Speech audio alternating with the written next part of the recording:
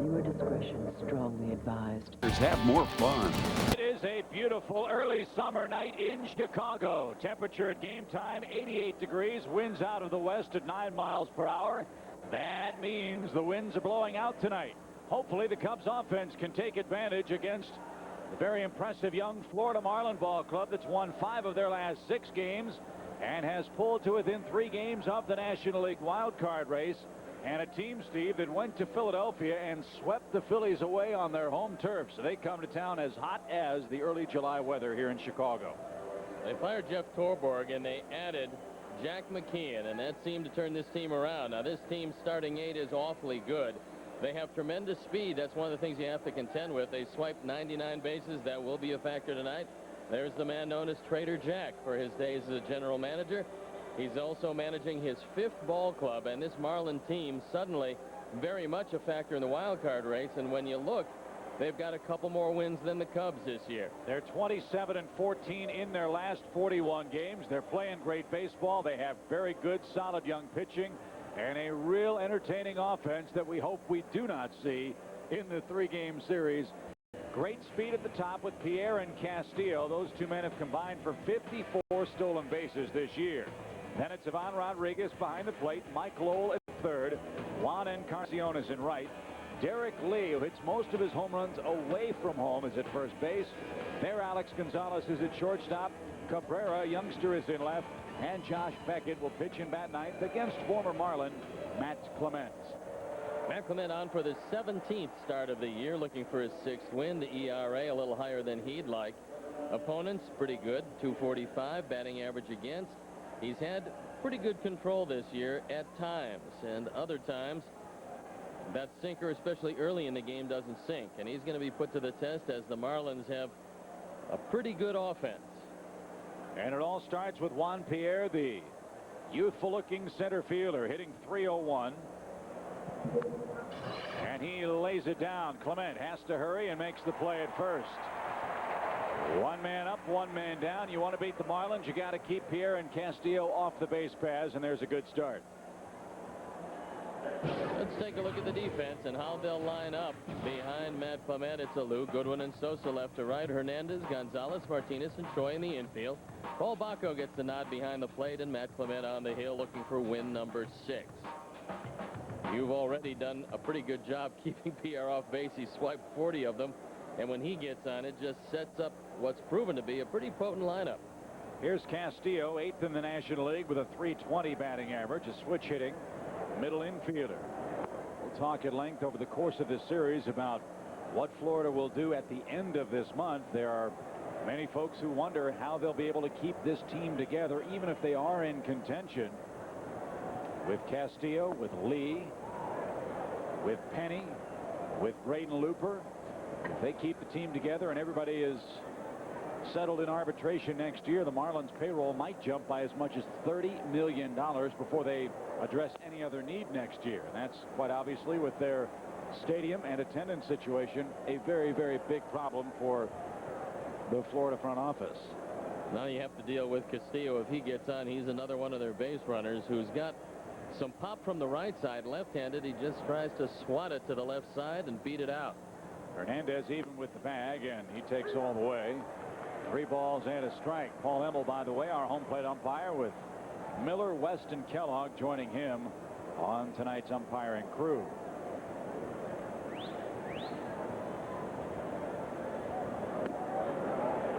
Three and 2. Castillo thought he earned a walk. That would look to be high and away, and if that's going to be the upper regions of the strike zone, the hitters best be apprised of that early.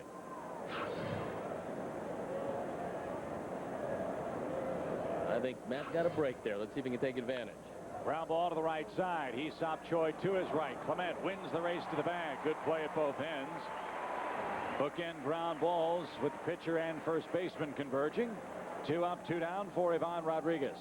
Well, Pudge Rodriguez came over and got a 1-year contract. And I think he thought he was going to get a whole lot more. He was thinking along the lines of 3 or 4 years. Eventually talking about going to Japan. As it turned out, a 1-year deal with a no trade from the Florida Marlins. So he'll be back on the market when this season is over. and he got off to a slow start. Recently, he's been swinging the bat very well. And as the Marlins have been resurgent, so has Pudge Rodriguez. He does have one tremendous advantage in that he's got great speed for a catcher, and he can shut down the opponent's running game. 11 home runs, 51 driven in, and this is his first tour through the National League. He's hit safely in 11 of his last 12 games and has knocked in 19 men during that span. Now, in our conversation with Jack McKeon, the reason why he's hitting the ball well is he's not trying to hit a 3-run homer with every at-bat right now, and he was going through a stretch where that was the case at the plate. Well, he did try to hit that last one out of the park, but it was a little too high for him. No balls and a strike. And that one lined into center field. Goodwin on the run. He will turn, and Pudge Rodriguez, his first at bat as a National League player in Wrigley Field, hits a solo home run for the Florida Marlins, his 12th of the year, and it's 1-0 here in the top of the first. I think he served to show the intention the last pitch. It was up and out of the strike zone, but he swung like he was trying to hit it out of the ballpark, and that time he got one a little bit lower and hit it out of the ballpark. Watch it again. Bako wanted it inside. This one out over the plate, and Rodriguez hits it a ton. 13th home run Matt has allowed today, and again, you miss upstairs in this park tonight, you're going to have some problems. Here's Mike Lowell. He's hit 26 home runs. He's knocked in 73. Marlins speculate his recent spate of bad hitting luck might have a little to do with some all-star anxiety. He has been named to the National League's all-star team as one of its representatives at third base, an honor richly deserved for this man's having a remarkable first half of the 2003 year. Not only can he hit, but he's one of the better fielders around. Jack McKeon likens him to a blue-collar member of the team. Just goes out there every day. Until this year, really didn't do anything spectacular, did everything very well. And this year, he's been a spectacular run producer. 1-2 pitch. Lowell chases that out of the zone. A solo home run from Pudge Rodriguez gives Florida an early lead. Here come the Cubs in the bottom of the first inning.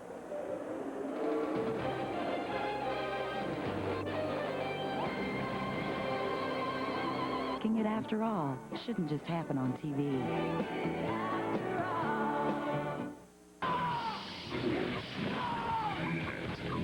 Not for a while there. Pudge Rodriguez hits a solo home run with 2 outs in the first, and the Cubs come up against flamethrower Josh Beckett here in the bottom of the first inning. And here's a look at Dusty Baker's starting lineup tonight. Again, if you missed the news, Corey Patterson tore an ACL and the MCL in his knee yesterday. He is in all likelihood done for the season. So Tom Goodwin becomes the starting center fielder for the time being. Ramon Martinez at second base hits second. Then it's Sosa, Alou, and Choi. Our Alex Gonzalez will hit sixth. Jose Hernandez seventh. Paul Bako eighth. And Matt Clement ninth against a man that made his big league debut against the Cubs in September of 2001. Right-hander Josh Beckett. He does have an overpowering fastball. He has a big overhand curve, and this is his second start back from the disabled list, so he probably is not going to go the distance. The Cubs would like to see him pile up the pitches early, because then you'll get him out by the sixth and you'll get into a very vulnerable Florida pen. Blazing fastball. It's 0-1. Goodwin starting now for the 9th time this season. A home run, 6 driven in. And like Corey Patterson, still with very good speed, despite getting a little long in the tooth. Tom in his mid-30s. This is a real good Florida infield. So a lot like the two we've seen, Philadelphia, St. Louis, this Florida infield can also pick it all the way around. Right back where it came from. That's off Beckett. He recovers, tries behind back flip, and it's down the right field line. Goodwin aboard with an infield hit, and wisely he didn't take a left turn when that ball skipped past him. And now Florida's going to come out and make sure that Beckett's backside is all right. That ball hit him real hard. This is what Florida wanted to avoid. This is not a deep team. It's a team that has pretty good frontline talent. He's going to be okay. That hit a whole lot more meat than bone. There's not much you can do with this. That's the improvisational award. I'm not sure that you'd like to do that again with the behind-the-back flip. There's no way you're going to get Goodwin. The only thing you can do is flip it into right field and cost yourself another base. So give up the base hit. And normally in this situation, you would say that Goodwin probably should be running. I'm not sure if you want to do that with Pudge Rodriguez behind the plate. Still one of the best catch-it and throw-it receivers in the game. 10 gold gloves for Pudge Rodriguez behind the plate, tying him with Johnny Bench on the all-time catchers list. Big lead at first, and Martinez takes a strike. It's 0-1. Beckett's had blister problems. In fact, blisters on that right pitching hand have sent him to the disabled list 3 separate times before this season. He also missed some time this year with a right elbow sprain. A lot of folks questioned the way Jeff Torborg and Brad Arnspark, the then Florida pitching coach, were using not just Beckett, but some of the other hard throwers on this Florida staff. Well, Jack McKeon told us he's not the greatest proponent of a pitch limit. What he wants to see guys who can top out at 97 do is pitch around 92, 93. You can always go up to 97, but he said the philosophy for young pitchers has been backwards. He goes, when you get in trouble, you don't try to add something. You try to take something away. You get hitters out front. That's how you get ground balls. He doesn't want to see these guys out there throwing as hard as they can on every pitch. He said that's self-defeating. 1 ball, 1 strike. And that missed the outside corner. Something else he said, too, was that the philosophy of young pitchers to throw 96 miles an hour up in the strike zone. Nobody's going to swing at a pitch at their Adam's apple or higher at 96 miles per. Well, they will, but you have to be 0-2 at the time. Right. And you can strike people out, but you can't start them out there because it's too easy to walk them. 2 balls and a strike. Marlins by a run here in the first. And that's way off the plate. Ball 3. 3-1 with Sammy Sosa waiting on deck. We'd like to welcome our affiliate Sprint Broadband and their viewers in Mishawaka, Indiana, to the ballpark tonight. A hot, sticky July 7th evening. Beckett was the 2nd pick overall in the first round for the Florida Marlins in June of 1999.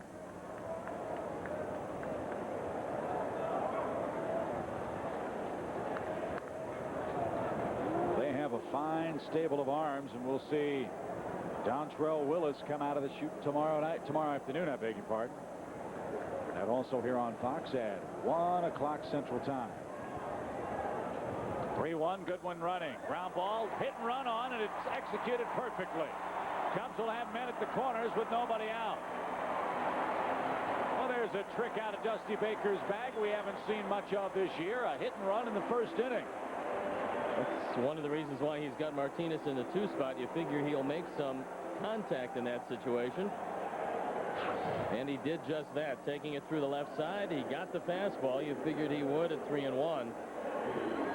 And Goodwin easily coasts into third base. He gets a tremendous lead. You have to look back because on the hit and run, you got to pick up where the ball is. When you do, he realizes there'll be no play. So a very good beginning for the Cubs here in the first. And it brings up Sammy Sosa, 13 home runs, 41 knocked in.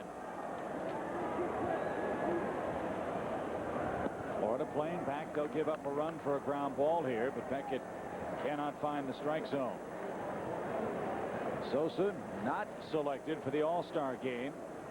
Kerry Wood and Mark Pryor were named to the National League All-Star squad. In fact, for Sammy, the first time since 1997. He will not be representing the National League or the Cubs. 1-0 your count. And again, Rodriguez takes a pitch out of the zone and heads to the mound. Also, Corey Patterson was to have been a possible online selection by fans balloting via the internet. With his injury and him going on the disabled list, Corey Patterson's name will be replaced by that of Kenny Lofton on the ETOPS All-Star Final Vote ballot, which will be tabulated until 6 o'clock Wednesday night. Well, congratulations to both Kerry Wood and Mark Pryor. What a thrill for those guys. Still very young pitchers. 2-0. Hot shot toward Lowell at third. Second for one, first for two. No RBI for Sosa. Goodwin does score. And our game tied 1-1 here in the first. As Steve mentioned, if you hit it on the ground to these guys, they vacuum everything up. It's been a real good defensive club all year long, and they're just going to be better on this infield because of the high infield grass. It's going to give them a whole lot more range. Now, Lowell is not known as a guy with great range at third, but if he can get his hands on it, he's going to make the play. The turn is easy, and Sammy grounds into a double play. But the Cubs, however, tie it up. And one of the things you would have liked to done is continue the pressure on Beckett, back for just his second start, and really struggling with his control here in the first inning. He faces red-hot Moises Alou, who terrorized the Cardinals. What a series against St. Louis. 7 hits and 12 tries for the Cub left fielder with 4 home runs.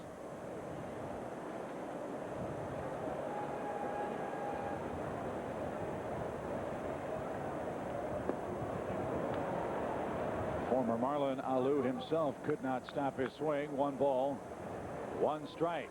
Moises, a big member of that 1997 wild card team that went on to the World Championship. And what a year it was for Jim Leland and the entire Florida Marlin organization. They had some team, boy, with Levon Hernandez, Kevin Brown, Al Leiter was on that squad. Rob Nen. Darren Dalton they added late. And a good enough offense. But that team beat you by shutting you down with the pitching and defense. 1-2 to Alou. And that one pulled foul past Wendell Kim. Moises will keep the at-bat alive here in our first inning. Good-sized crowd on hand here tonight. We'll be in the mid to upper 30s. Good tickets available tomorrow, folks. Don't miss out on left-handed rookie sensation Dontrell Willis. He'll be here tomorrow for the Marlins to face Carlos Zambrano. Then Kerry Wood goes on Wednesday, and then we welcome Atlanta to town for 4. Moises got a fastball up in the zone and fouled it straight back, meaning he was right on it. You can't ever look for a curveball. You figure he would get one here. But most guys will tell you they will adjust from the fastball on down. A ball and 2 strikes. Hot shot to short. Gonzalez deep in the hole. Makes the fine pickup, and that'll retire the side. Cubs get a run on a pair of hits. After 1, game tied 1-1. Field. If you'd like to be a Walgreens celebrity bat kid this summer, go to walgreens.com/batkids for complete details. Juan Encarnacion pops up the first pitch of our second inning. And there is 1 man out. Good tickets left for the rest of this Marlins series. 1:20 starts on Tuesday and Wednesday. And we invite you to keep cool as the season heats up. Sport your summer threads. Get your caps, jerseys, shirts, and more at Cubs.com for all things baseball. You can get Cubs tickets online at the Wrigley Field box office or at any Chicagoland Sears or Sears Hardware.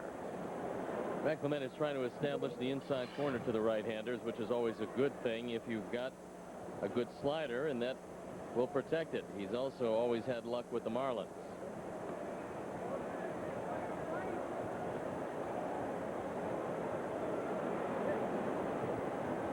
Wasn't too long ago when they were talking about shopping Derrek Lee, and he's quietly put together a solid season. Well, he's one of those guys who is arbitration eligible at season's end, and he's putting up very good numbers here in the first half. 16 home runs, 48 driven in, and you're looking at the man with the longest consecutive games played streak in the National League right now. This is his 299th consecutive. If there's one hole in his game, it's the fact that he fanned 164 times last year. That'll get your attention. It'll also cool off the fans in a hot ballpark at home. And there's another rope into center field. Goodwin going back. He's gone as far as he can. It's another home run to straightaway center. Lee's 13th out of his last 14 home runs away from Pro Player Stadium. And just like that, Florida takes a 2-1 lead. Well, we told you before this game started that this was a surprising Marlin offense. They're 5th in the National League. And a couple times now they've hit the ball out of the ballpark. The wind not near as much as a factor tonight as it was a couple games against St. Louis, but that sinker got up in the zone and Lee hit it out. He hit 27 home runs all of last year. He's hit 17 already this year. So here's Alex Gonzalez. What a difference a year makes for this young man. Last year struggled through a miserable 225, 2-homer, 18 RBI season. You see the market improvement in his offensive numbers, but even more impressively, Steve, when you talk to Perry Hill, one of the fine coaches on this Florida staff, they're delighted with the work with the glove up the middle, too. That one inside the bag down the left field line. Gonzalez will have his second hit in his last 17 at bats. A 1-out double into the left field corner.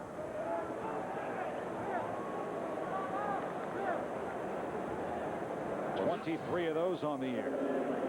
That one just inside the line. It's a sinker on the inner portion, and no chance at all for Jose Hernandez as Gonzalez rifles it right by him. Gonzalez was hurt part of last year and really was for him a very disappointing season. But this year he's come back with a vengeance, and this is the guy everybody's talking about, Miguel Cabrera. He's the kid called up about 2.5, 3 weeks ago, and all he's done is hit doubles, triples, and homers all over the place. He was a third baseman in the minor leagues, but with Lowell and Lee manning the corner infield spots, Jack McKeon said, look, we need a bat, just put him in left field, we'll worry about the defense later. He's got tremendous power. Like so many youngsters, he's going to make a few mistakes. He's going to look overmatched at times, but at 20 years old, they think the sky's the limit. And he's already won 4 games for them with big hits late. Cabrera, just 19 years old. Coming into this season, a product of the great nation of Venezuela. Florida signed him as a non-drafted free agent in 1999, and he has zoomed through their minor league system. 1 ball, 1 strike. Matt misses inside. Ball 2 with Beckett waiting on deck. Florida has a 1-run lead. They have Gonzalez in scoring position here in our second inning.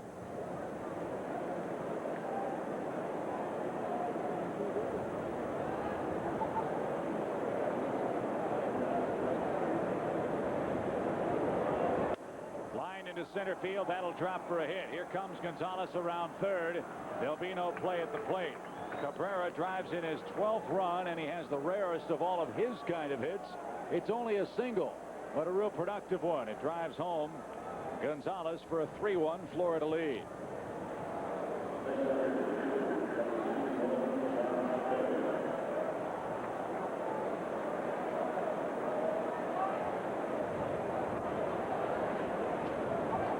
So the Cubs with a man at second, and the pitcher on deck.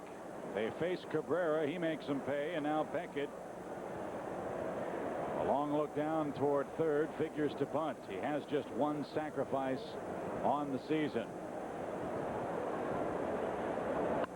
And he should have his second. Choi will flip to first. 3-4 the sacrifice. Cabrera to second, and back to the top we go. And the speedy Juan Pierre.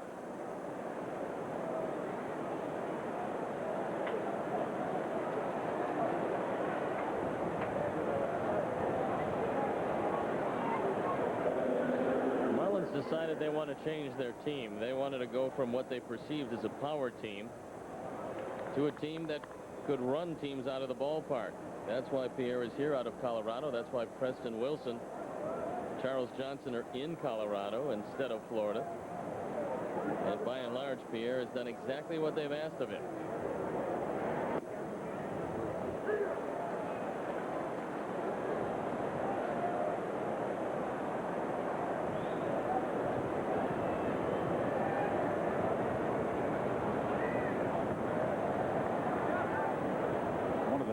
youthful-looking faces in professional sports.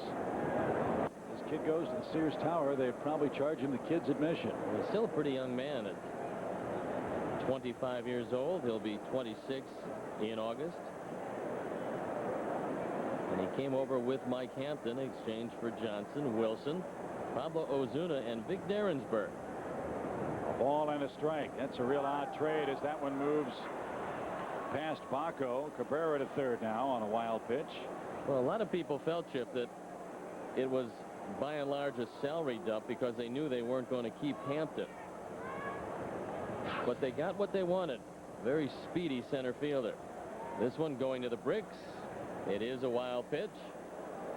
And Clement has had some problems with those. That's number 7 this year. Well, what's so odd about that trade is that Florida sent Hampton on to Atlanta, and it's the Marlins, I think, that are paying $7 million or so of his salary this year.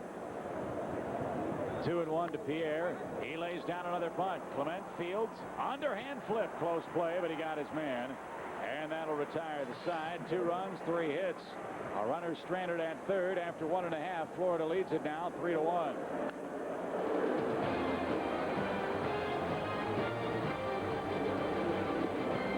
When the weather's hot and sticky, a hard mic's is good to find.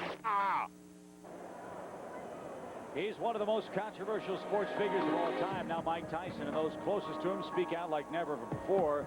If you think you've seen everything on Mike Tyson, think again. On July 16th, Fox Sports Net presents Mike Tyson, a Beyond the Glory 2-hour special event. Your discretion is strongly advised. Aesop Choi leads off our second inning for the Cubs, who find themselves trailing by a 3-1 score. A couple of home runs hit by the Marlins. And also decided to challenge the number 8 hitter in the attack with Beckett, the pitcher, waiting next, and Cabrera lined a soft single into center to make it a 3-1 game.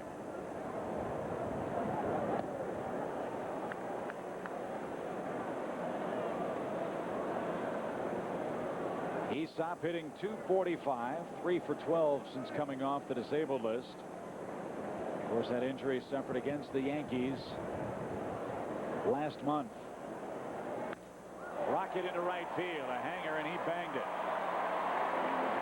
So the Cubs have Choi aboard, and buckle your seatbelts. Figures to be an offensive ball game here tonight.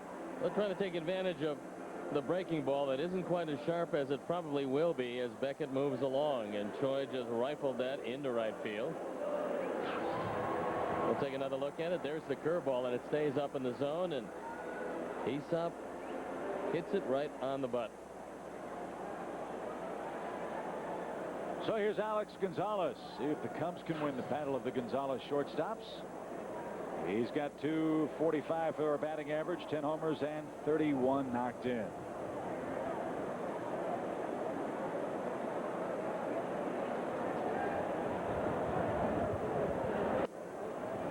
Well, one of the things that Beckett's had trouble doing tonight is dialing in that outside corner to the right-handers. And if he can't throw it out there, the hitters start looking middle in, and that's where he might be in some trouble.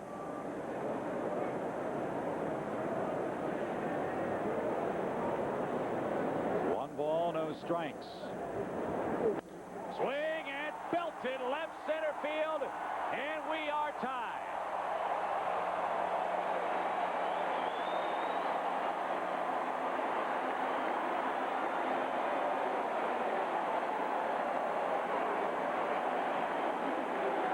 Time out against Atlanta, Beckett was awfully good. Tonight, not real good early as Alex Gonzalez, the Cubs Alex Gonzalez, hits number 11, and he will improve on the RBI totals, running them to 33. That was a no-doubter, and as you can see, middle in. Beckett can't throw the ball away to the right-handers, and it cost him. Interestingly now, Stoney, he's going off the stretch with nobody on base and nobody out. Well, he's trying to find some way to hit the outside corner. He's been unable to do it. And if that continues, the Cubs are going to get the job done against him.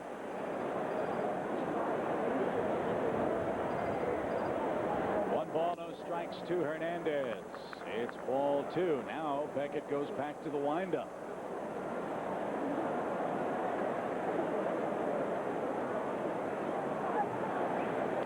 2 balls, no strikes. And that one popped a mile high on the infield. Gonzalez drifts back. And he makes the shoulder high catch for out number 1. 3-3 our score in the 2nd inning. This one's shaping up like the Cubs and Phillies 20 years ago or so. Well, that day the wind was really howling out. Today, wind not that much of a factor. There's just been some mistakes early, and both offenses taking advantage of it. Wind registers at 9 miles an hour. It is blowing out toward right center. But the ball very lively this evening. A very hot, humid night in Chicago. Paul Bako takes a strike, hitting 194 on the year. And 8 runs driven in.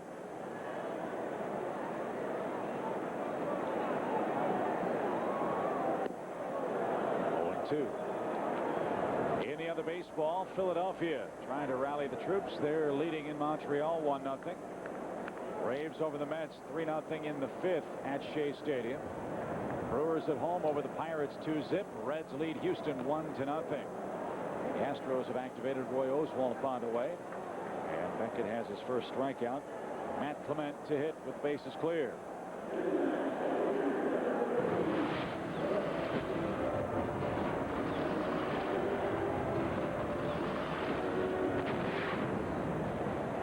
For the Cub offense, runs have been fairly hard to come by, but not tonight. And they've gotten 3 early.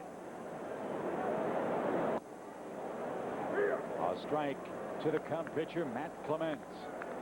Cardinals are in San Francisco a little bit later on. Cardinals had to fly cross country for a 2-game set at Pac Bell. Ground ball left side. Gonzalez gets a convenient hop, and with the pitcher running, has an easy play. Alex Gonzalez of the Cubs hits a 2-run homer to tie this game 3-3 after 2 innings of play.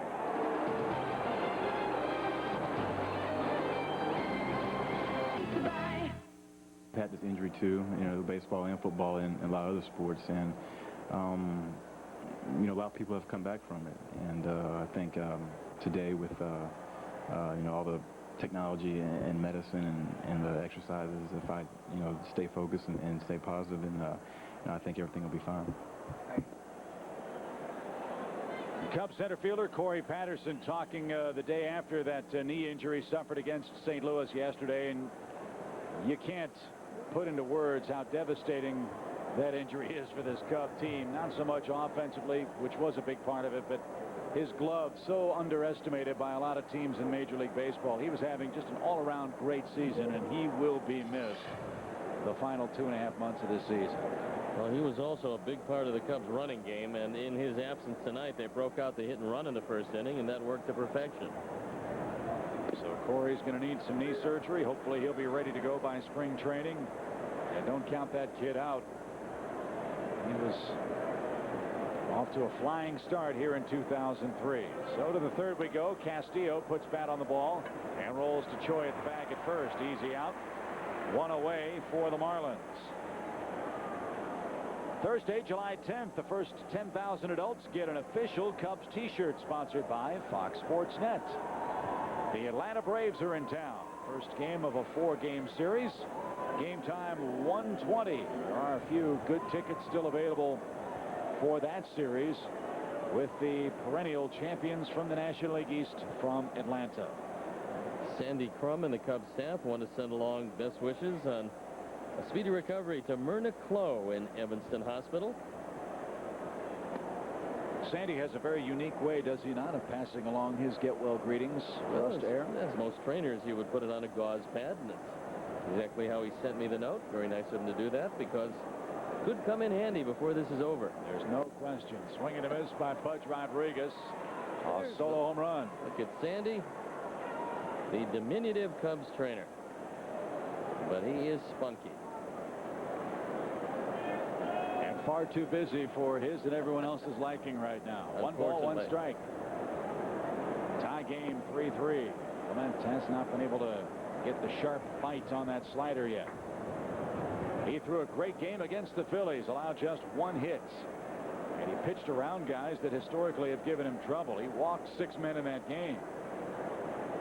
did not factor in the decision. Cubs won that one 1-0 on a Sammy Sosa 9th inning home run. Well, they came up with a pretty good game plan. Rodriguez not happy he missed that last one, because this is the guy in this lineup that has hit Clement the best.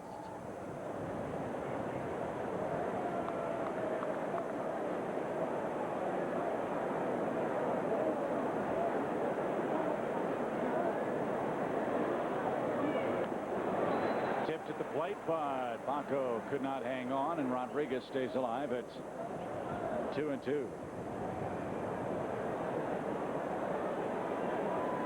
As you can see, career against Matt Clement, Bud Rodriguez has been real good, including that first inning home run.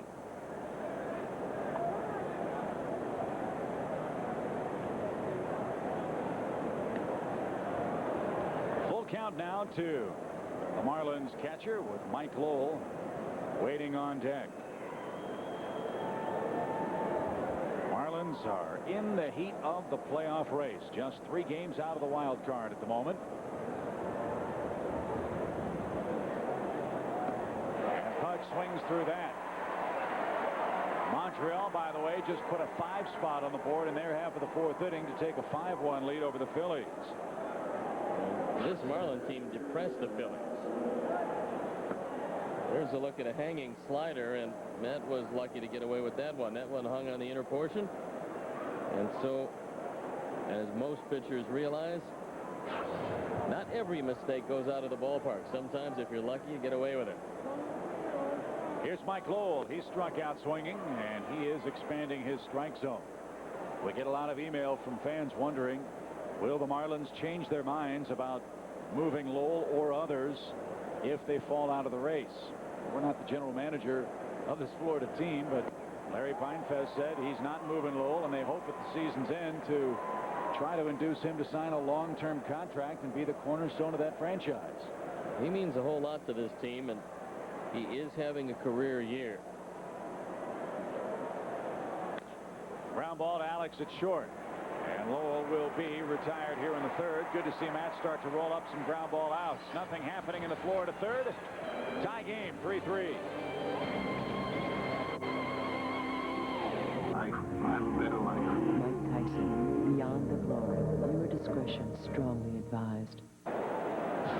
Some critics are calling the best sports show period a 2-hour frat party with irreverent skits, insightful interviews, and sharp locker room banter. Tonight on the show, Gary Sheffield of the Atlanta Braves will be by, Kenny Williams of the White Sox, and Eric Burns of the Oakland Athletics. That's coming up after the Fifth Third Bank Cubs Post tonight on Fox. Tom Goodwin slashes that ball into left field. That'll drop for a hit. And Tom around first is 2 for 2. Tom Goodwin knows, in the absence of any type of deal, he's really going to have to heat it up. And he's responded tonight, slicing this ball into left center field. The last time the Cubs were in this situation, Dusty broke out the hit and run. Let's see what they do in this situation.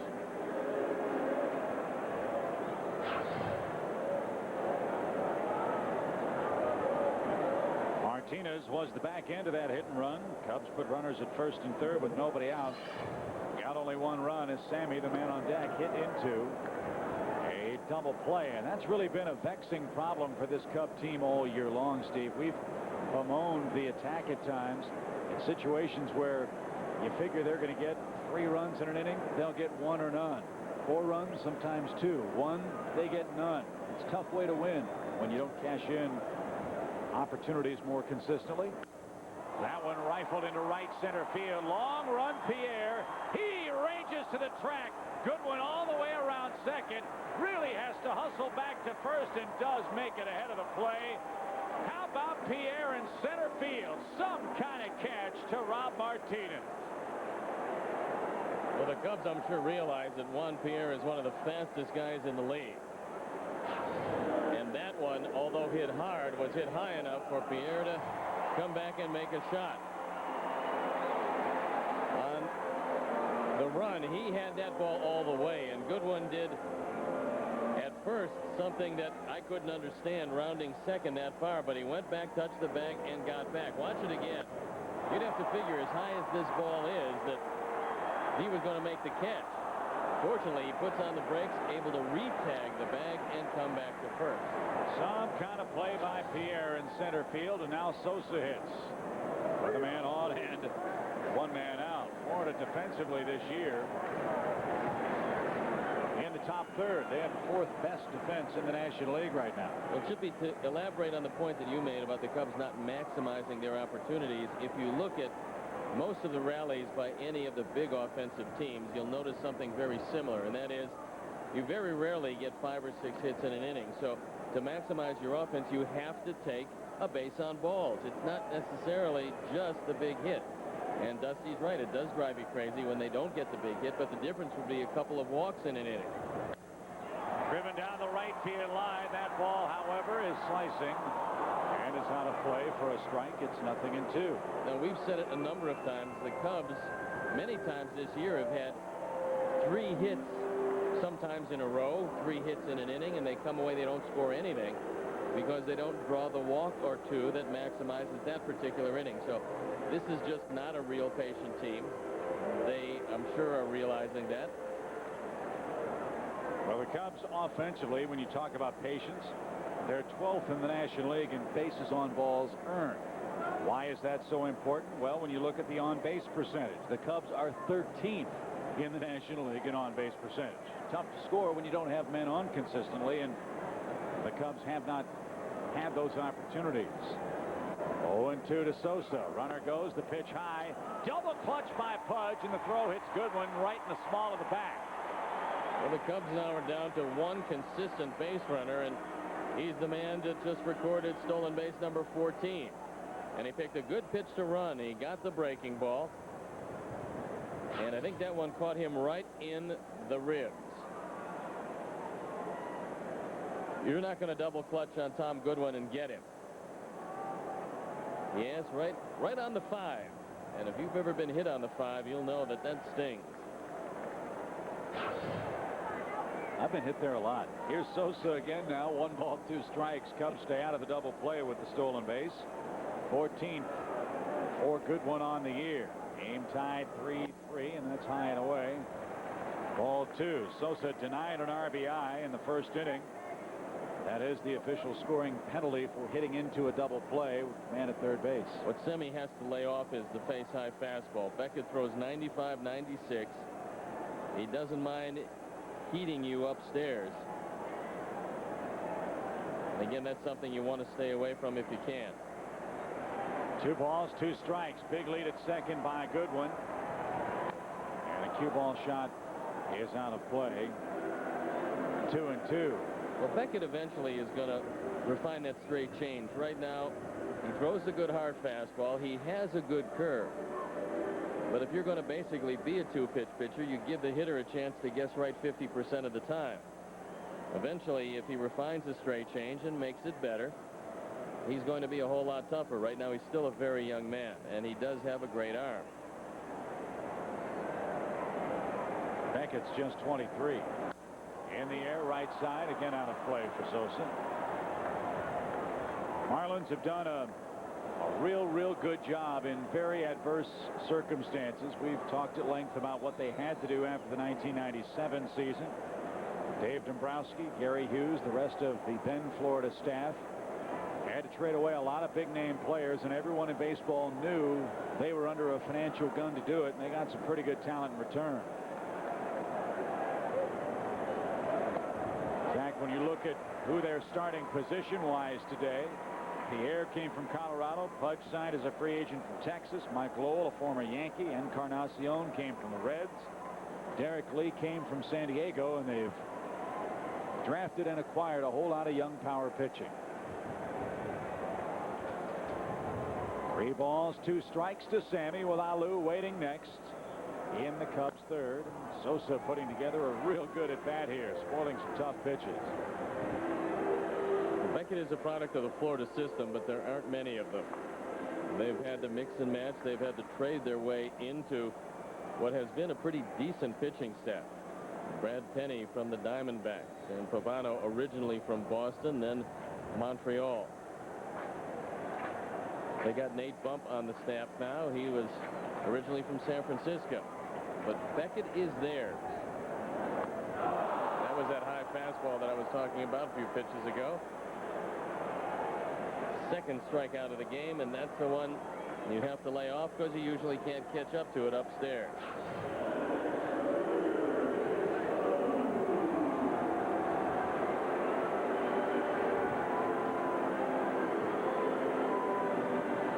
So 2 outs for Alou. Moises grounded out to short his first time up. One final in baseball today. The Yankees beat Boston 2-1. They earn a series split with the Red Sox. Boston won the first 2 games handily in that series. They dropped the last 2, and they fall now 4 games back in the American League East. If I'm Beckett or Pudge Rodriguez, I would be very careful with Alou. He's hit the ball exceptionally well for the better part of the last couple of weeks. And although he grounded out the first time up, he was right on the Beckett fastball.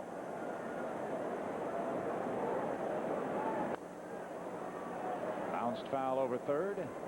A ball and a strike. Approaching 8 o'clock here in Chicago. Our first look at the Florida Marlins. We have yet to see the Los Angeles Dodgers or the Arizona Diamondbacks. And the Atlanta Braves will come to town. We'll get a look at those guys. Most people don't want to see them right now. They're 55-31, winners of 3 in a row. And they're up 3-0 after 5 in New York tonight. 1 ball, 1 strike pitch.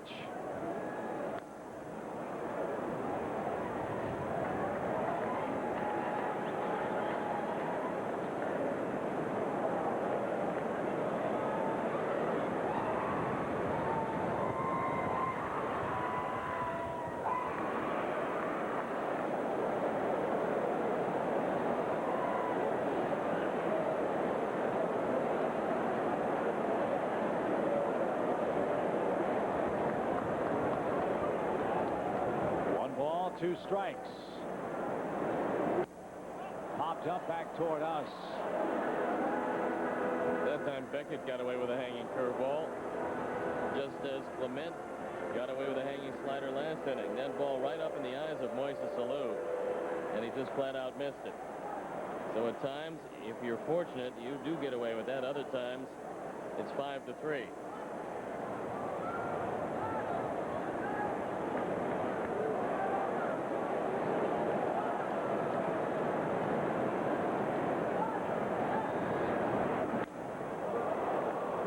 Just wearing out the left field side of the diamond here in this at bat. I figure they think that they can get inside on Moises Alou. More times than not, you don't get in there with the fastball.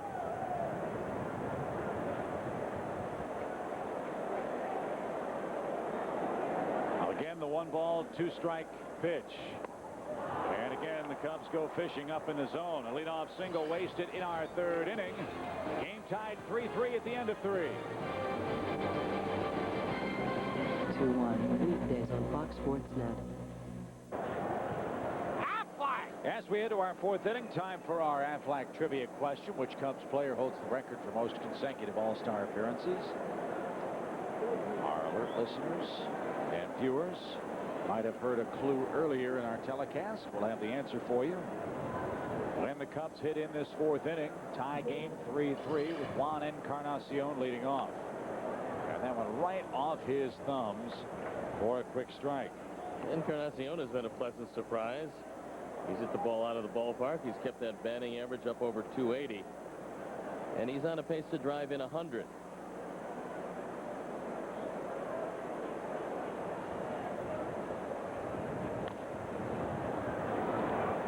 Foul at the third base bag, 0-2 to Encarnacion. They got him last year from Cincinnati. When you put the totals together, they were pretty impressive. 24 home runs, 85 runs batted in. He had 277 for Cincinnati, 262 for Florida. So this is a young man out of the Dominican Republic that can hit the baseball. They gave up Ryan Dempster to get this man from Cincinnati. And a cue ball shot back to Clement. Matt's had a lot of chances already in this game, and he's got 3 assists. Another ground ball out, retires Encarnacion, and here's Derrek Lee. That's one of the characteristics of a sinker baller. Greg Maddux has all those gold gloves on his mantle because he throws a lot of sinkers. When you keep them away to any hitter, more times than not, they'll go back up the middle with it, and you have to be a good fielder.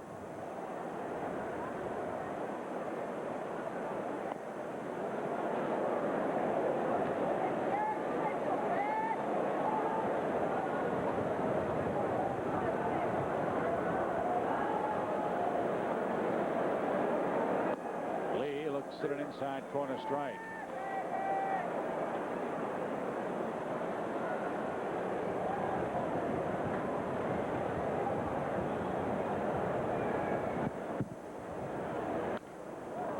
Back up the middle, diving play it short. Did Alex grab it? You bet he did.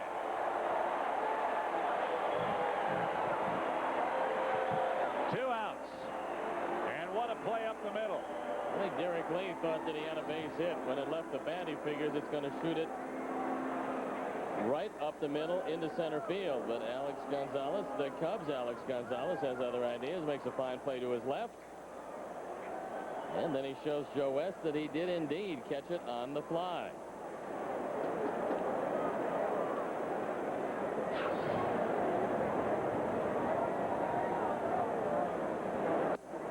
A pretty steady, if not spectacular fielder. He doesn't have the greatest range, but normally if he gets to it, he'll throw you out. Making the great plays is fantastic. I mean, you'd love all of your middle infielders to have that capability.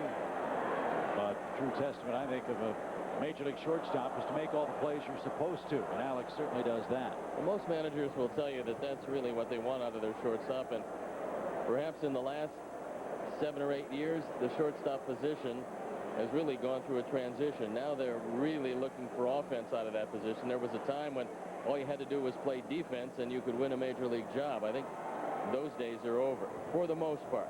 0-2. Look out. Bat goes pinwheeling into the seats. 4 rows up. Hope everybody's all right as Alex Gonzalez lost the handle. And they'll pass that bat back toward home plate. And I think Gonzalez is going to work a trade here. Crowd's booing. Well, they don't want to give it back. They don't want to trade it. And of course they will eventually give his gamer back to him, and he will give them one that he hasn't worked on quite as long.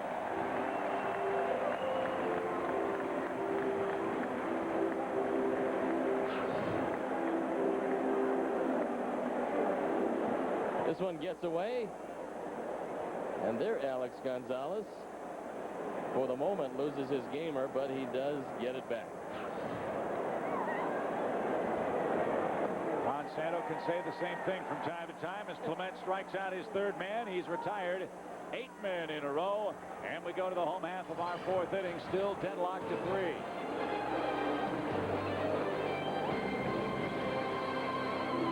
The hottest day in baseball, Oakland's Eric Burns. Tonight, after the postgame. Time for our Aflac Trivia question answer. I was always thinking it was Dave Rosello. Do you think that might have been the answer? I was going to guess Steve Stone. Well, that certainly wasn't the answer. Which Cub player holds the record for most consecutive All-Star appearances? Ryne Sandberg with 10. Some fans might have thought Sammy Sosa, but Sammy's string started in 1998. I think you could have also thought Billy Williams or Ernie. They played a bunch of them, but somewhere along the line, their streak was interrupted. So it turned out to be Rhino. Ernie had 14 total appearances, but his streak was interrupted at 9 in a row. How about 14 All-Star games? I was able to play in one, and it was just absolutely thrilling. So I'm sure that Kerry Wood and Mark Pryor are going to have a wonderful time. Let me ask you this. What you did in the All-Star game, will that be done again by one of the starters pitching in this year's game at U.S. Cellular Field? 9 men up, 9 men down. I don't think they're going to be allowed to go 3 innings, especially as a starter. I mean, the trend has been just 2 innings over probably the last 10 to 15 years. And even with the game now meaning something, there's enough pitchers where you can let them go to and pretty much assured of having, in normal years, enough pitchers to get through the game. Ties accepted. Choi with a leadoff walk, first of the game for Beckett here in our fourth inning. I think the All-Star game is going to have a lot more luster. Now, we can debate till the cows come home about who should or should not be on the All-Star team, and whether the players vote or the fans vote is flawed. Really, all that matters is whatever the fans want to do and whomever they want to see is who should be on the All-Star team, for it is their game. But it will be fun to see how Dusty Baker and Mike Sosa manage this game, because for the first time it could have World Series ramifications. Gonzalez a bunt, Lowell a good pickup, and that's as good as a sacrifice. It moves Choi over to second base. Great play by Lowell. This looked like a base hit. In fact, you couldn't have rolled it out there any better. But Jack McKeon before the game said, you might not see the great range from Lowell, but any play he has a chance to make, he makes. And he gives Gonzalez by a full step. This is one of the better plays you'll see. Now, he probably was anticipating bunt. Still in all, the bunt was perfect.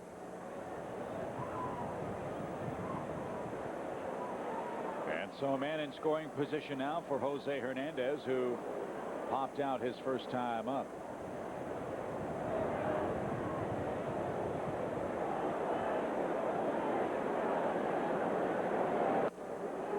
Good fastball, backs him off the plate, strike one. Well, there's no doubt that Jose has always been a high fastball hitter, but he'll hit the hanging curveball pretty hard. And Beckett has hung a few tonight. And unfortunately, there was another one that hung, but Jose couldn't pull the trigger. That hung right in the middle of the plate.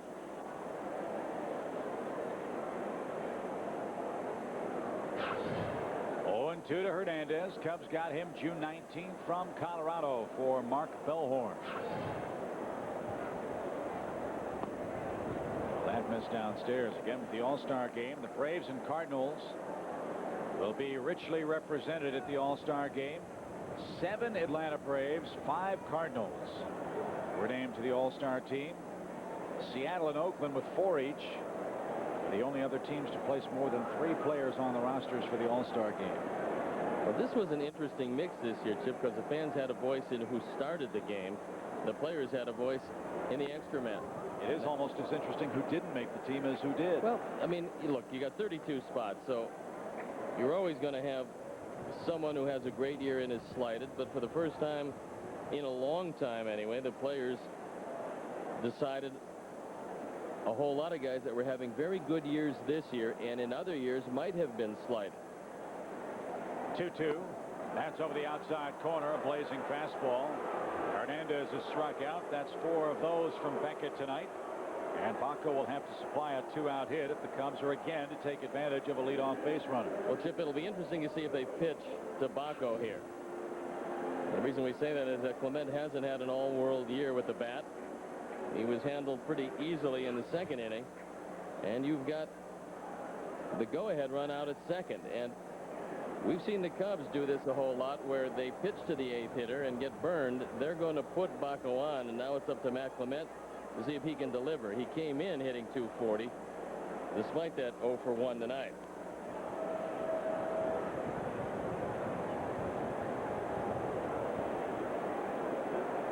So the starters for the National League. Announced yesterday evening. Javi Lopez, Marcus Giles, Gary Sheffield, Albert Pujols, Scott Rowland, Edgar Renteria, Barry Bonds, and Todd Helton for the National League.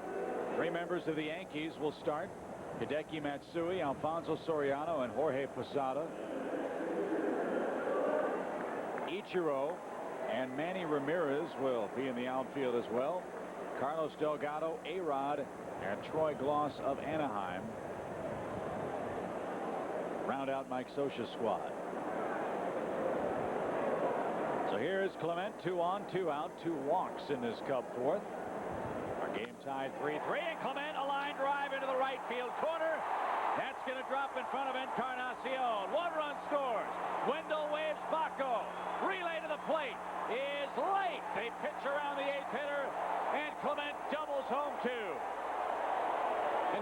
Encarnacion booted the ball in right field, so this will be interesting to see if they give him a straight double and 2 runs batted in.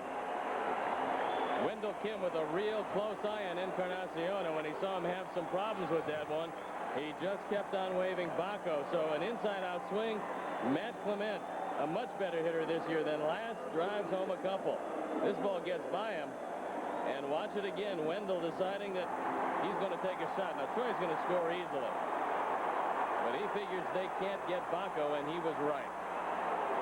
That's got to be a double for me. The ball just took a funny carom off the fence. And so the Cubs have a 5-3 lead now, and Tom Goodwin, a perfect night, 2 for 2, stands in with 2 outs. So any man with a major league uniform and carrying a bat to the plate is a dangerous opponent. Well, the Cubs pitching staff has been a pretty good hitting staff this year. We know about all the home runs. The only starter that doesn't have a home run is Matt Clement. He only had 1 run driven in until that at bat. So you figure it was a pretty good gamble on the part of Jack McKeon. However, the gamble didn't pay off, and Matt Clement put his team on top by a pair. So 2-0 to Goodwin with Clement out at second base. And Beckett continues to really struggle with his command, but his stuff is so good. He keeps you honest in that batter's box. One of the game plans was to make Beckett throw a whole lot of pitches early and get into what has been a very vulnerable bullpen. There was no question of the stuff of Beckett. The only question would be this just his second start off the disabled list. Jack McKeon wasn't going to let him go real far past probably 80 or 90 pitches. And then when you get into that bullpen, that's where the Marlins have problems. Ground ball right side. Goodwin's 3 for 3. Here comes Clement. Encarnacion loads up and hits the cutoff man. So how about Tom Goodwin leading off tonight? 3 hits and 3 at-bats, and the Cubs have him at the corners with 2 outs. Well, we've talked about the resiliency of this Cub team. I know it was a very disappointing series with St. Louis. They've had some disappointing series of late. However, even with the terrible loss of Corey Patterson, and for this ball club, it is a big loss, Tom Goodwin has stepped up and done what a leadoff hitter has to do. Just keep getting on base.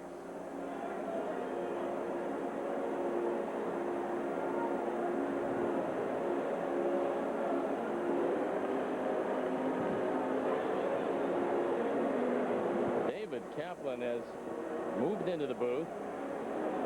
Are very comfortable. 1 foot firmly on the bandwagon. He says both feet, but I don't know. 1 foot I'm sure of. David, we hope all is well, and apparently there is a threat of rain delay. Is that why you're still around? Okay, that's good.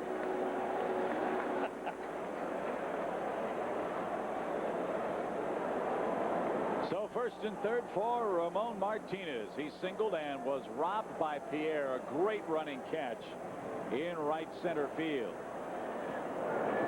The Cubs have taken a 5-3 lead here in the 4th inning. Now the bullpen's going to start for the Florida Marlins. To Harris, the left-hander, and you don't mind seeing that pen used early and often. Harris ERA 5.5.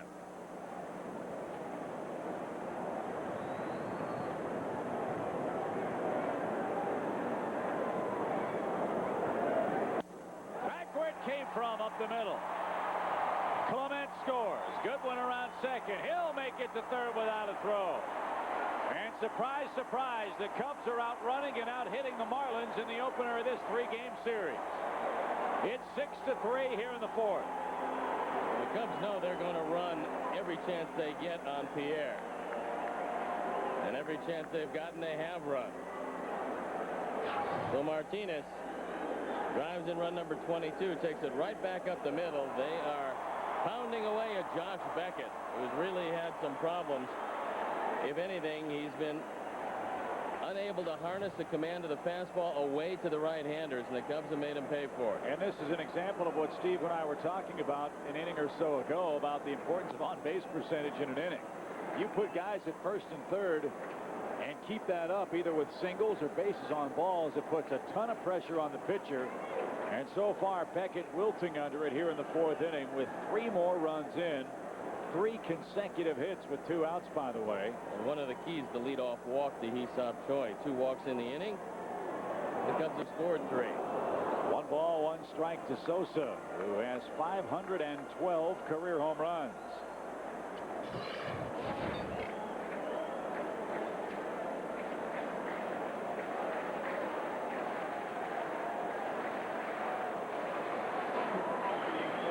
Sosa flipped something away from home plate. Might have been a piece of string or something. Alou helped with the housekeeping chores, and now Sammy back to work. 1 ball, 1 strike. 2 on, 2 out. Up next on the home run tote board, Ted Williams and Willie McCovey for Sammy. He's 9 behind those 2 legendary sluggers.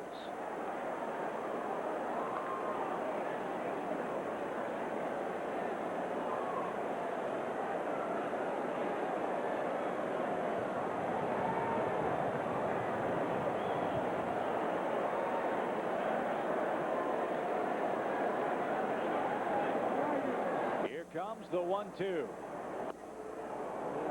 It's even at 2-2. You wonder just how patient Jack McKeon is going to be with Beckett really struggling. Michael Tejera continues to throw in the bullpen. Last year a part-time starter for this team. This year exclusively out of the pen.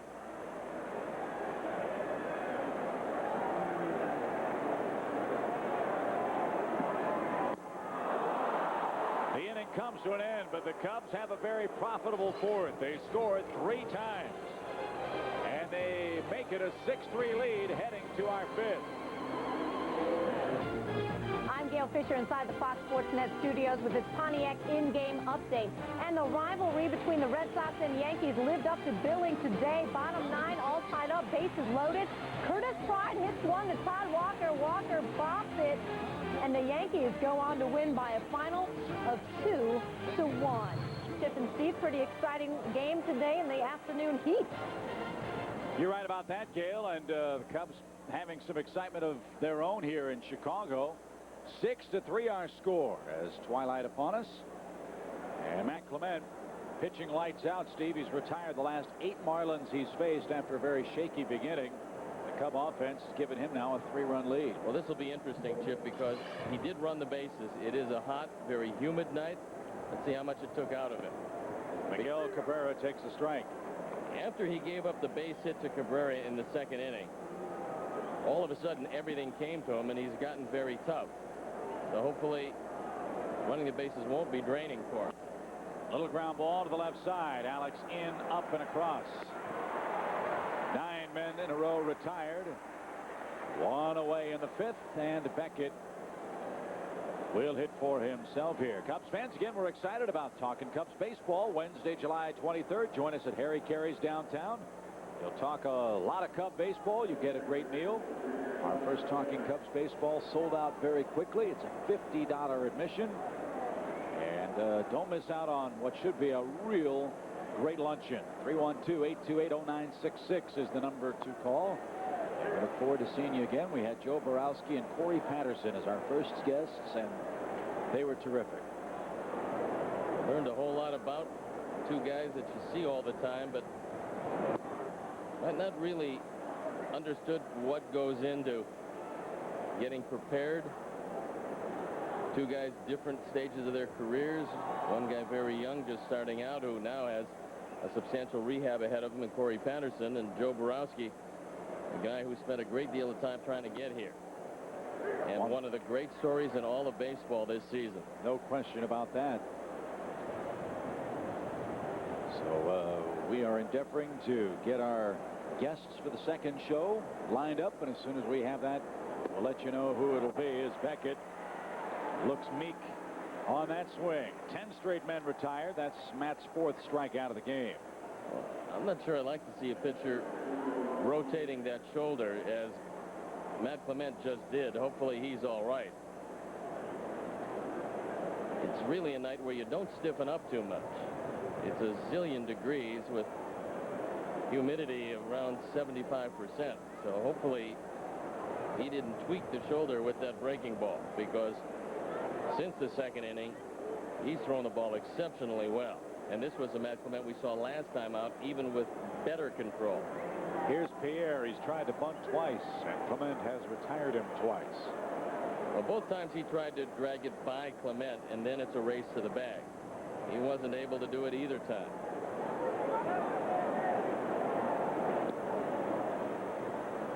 A ball and a strike. Houston clobbering Cincinnati tonight. 6-1 in the bottom of inning number 5 down at Minute Maid Park.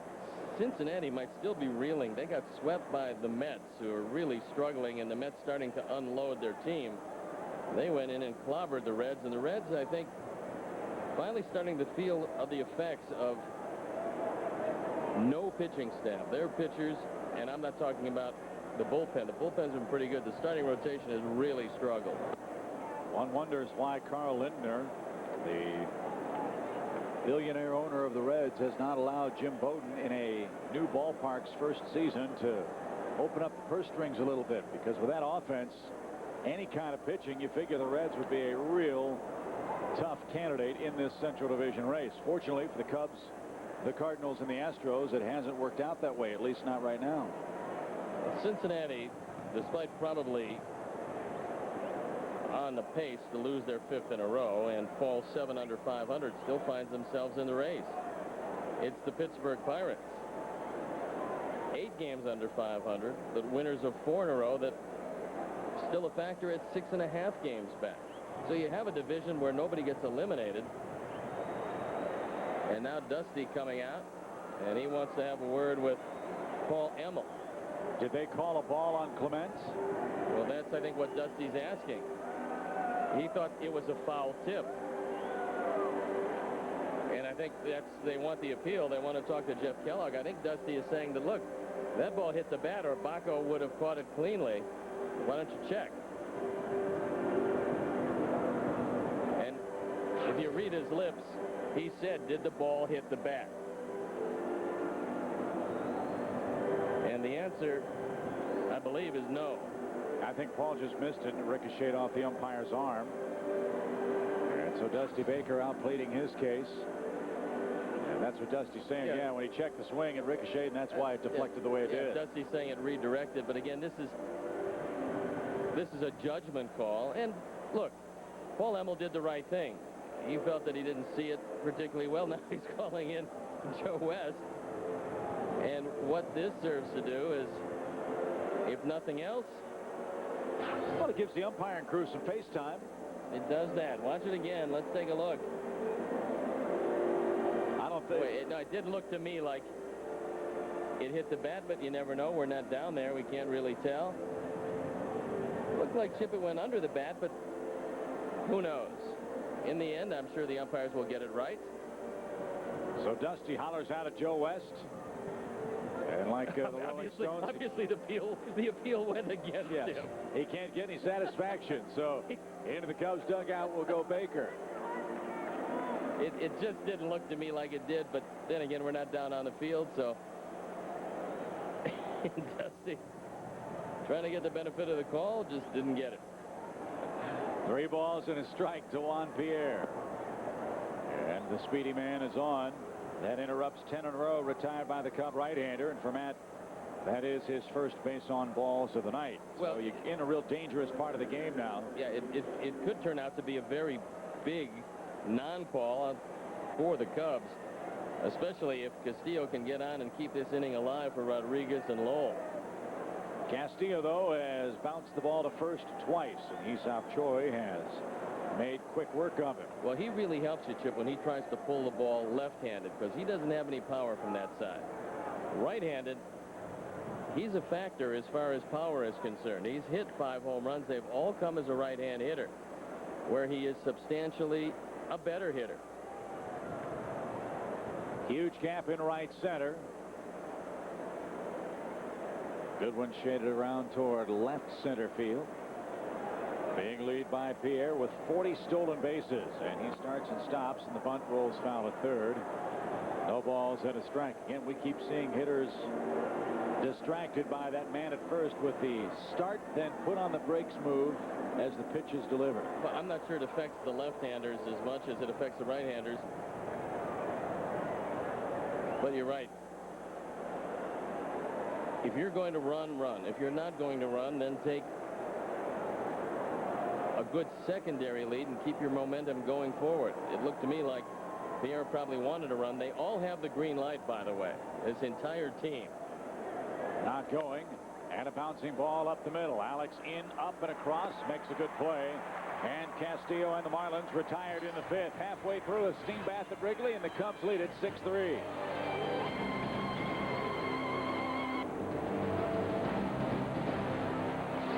Beautiful baseball night in Chicago, and he's one of the most controversial sports figures of all time. Now, Mike Tyson and those closest to him speak out like never before.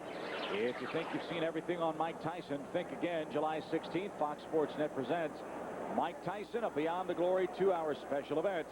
Viewer discretion strongly is advised. Moises Alou leads off the Cubs' fifth. And he drives that down the right field line. Long run for Encarnacion, and he will have no play. It'll be real interesting to see if the St. Louis Cardinals suffer at all with that long flight to San Francisco. After a very emotional series here, there's no doubt that the Cubs and Cardinals, regardless of what happens in the series, play a very hard-fought, usually very well-played series. This game was marked by offense the first 2 days when the wind was blowing out, and then a defensive game yesterday when the wind was blowing in, as Woody Williams just overmatched the Cub lineup, and he had a wonderful game. Alou pops that up, and Pudge at the plate. 1 up, 1 down. But you were telling me about some of the trials and travails of the Florida Marlins trying to get here to Chicago yesterday. Well, as you know, when the thunderstorms pop up in the Midwest, the flight situation at O'Hare can become somewhat frustrating for the traveler. On occasion. Well, the Marlins finished up their game about 5:30 and were on the plane at the Philadelphia airport at 5:30 waiting to get clearance into Chicago. Their plane did not leave the ground until after midnight. They were on the plane 9 hours. A 2-hour flight, a 7-hour hold in Philadelphia, and luckily for them, they swept the Phillies instead of the other way around. So the bunch for the Marlins maintained pretty good spirits. And a fairly big advantage because of Mother Nature for the Cubs, you would think, here tonight. And a strike to Hee-Sop Choi, who bats in our Toyota Fan of the Game inning. Alex Wellmaker of Vernon, Illinois, is our contestant. If the Cubs score here, Alex wins a Fox Sports Net Toyota prize package, including a hat and T-shirt. Cubs 6-4-3. And a ground ball into right field. Choi on base for the 3rd time. The Cubs tonight have taken advantage of the left-hand hitters they have in the lineup. And that shows you how it matches up if you can put some lefties against a pretty good righty pitcher. Tom Goodwin 3 for 3. Hee-Sop Choi a perfect night. He's 2 for 2 with a walk. And that's why Choi becomes of critical importance right now for the Cubs. Yes, he is a young hitter. He is a very powerful hitter, but they lost their left-handed run producer in Corey Patterson, and he will not come back this season. So a lot of pressure will fall to Hee-Sop Choi to help pick up some of the load from the left side. And if the Cubs have a wish list, and we all know they've been looking for offense, and with Corey here, it really didn't matter which side the guy swung from. But in the absence of Corey Patterson, now it becomes imperative for Jim to make a couple of moves. And we're talking about the general manager, Jim Hendry, and one of the guys I'm sure he'd love to add would be a left-handed presence and a guy that could make it a little tougher for guys like Woody Williams when they face the Cubs. If they can get their curveball over the plate consistently, it makes it tough with a lineup that's predominantly right-handed. What does, however, make it tougher for not just Jim, but all the other general managers? Dan Evans, for example, of the Dodgers, is searching for offense. Precious commodity. Well, everybody is A, looking for the same thing, and B, with the parity situation improving, teams that in years past, we've grown used to seeing being out of the race at this time of the season, quite frankly, aren't. One team that pops into mind is Kansas City. And a lot of folks will say, well, are they going to trade Carlos Beltran? Well, he's a switch-hitting outfielder with 30-30 potential, 100 RBI man. But what you have to remember is, first, Kansas City's in first place, and secondly, they have a big injury question mark with which to deal. Well, at this point, Chip, they're 3.5 games ahead of Minnesota, and Kansas City surprising everybody. However, if they lose Mike Sweeney for any length of time, they can ill afford to trade Beltran, and obviously that was a guy that they talked about moving. Suddenly they find themselves not in control necessarily of that division, but a pretty good lead at 3.5 games. But Sweeney's the heart and soul of their offense, an offense that has been surprising to just about everybody. And so they might look to add. First and second, one out for Hernandez. And then you look at the National League. Let's say you try to work a deal with Florida or Montreal. Those teams are still in the wild card race. Cincinnati's only 5.5 out. Pittsburgh, if they were going to deal, they're in the playoff hunt. They're only 6.5 games out of the division lead. The Dodgers, third place in the West. They're looking for offense. You're not going to get much help there. Then you have Colorado and San Diego. Well, I think the Diamondbacks will be ready to make a move, because one of the things they have is older outfielders.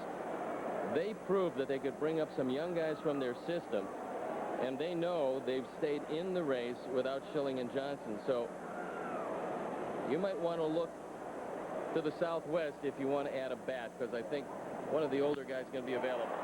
Double play ball to second. One there. Look at Gonzalez dance across the bag. Cubs wrap into their second double play of the ball game, and that ends the 5th inning. Cubs, though, lead it by 3.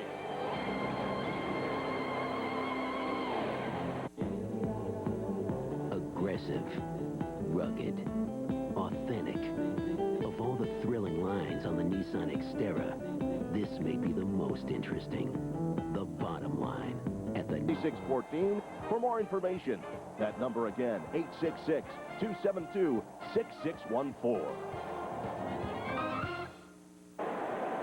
Be one of the first 10,000 ladies 14 and older Sunday, July 13th, and get a Mary's Moo-Moos.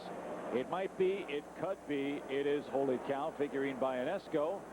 These exclusive figurines come with a commemorative card and are compliments of ConAgra Foods. The Cubs and Braves hook up Sunday, July 13th, a night game, nationally televised by ESPN. And that is the finale before the All-Star break, and there are some good tickets still available. Get them at Cubs.com. Well, this should be an interesting inning for Matt Clement. If he can get through this one with Rodriguez, Lowell, Encarnacion, if anybody gets on Lee, he should be in pretty good shape. And the advantage he has is they're all right-hand hitters. So this is another lineup that is dominated from the power perspective from the right side, and their two speed burners have the ability to hit left-handed,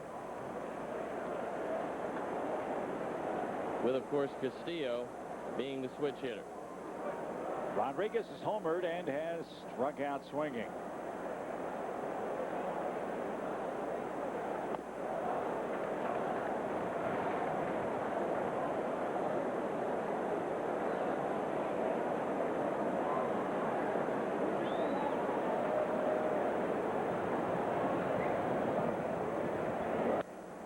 Ground ball to third. Jose behind the bag has one of the game's strongest and most accurate arms from the left side of the diamond, and he takes care of Rodriguez for out number 1. We were talking moments ago about Mike Sweeney. The Kansas City Star online says that his medical condition is getting better, which is enormously good news for the Royals. Diminished pain from the nerve irritation at the base of his neck. Royals are hoping that Sweeney could be back in the lineup right before the break, but probably won't return until right after the break. Yeah, that makes really no sense at all to bring him back before the break when this could be a continuing problem for him. And Chip, he got it in a celebration, he thinks.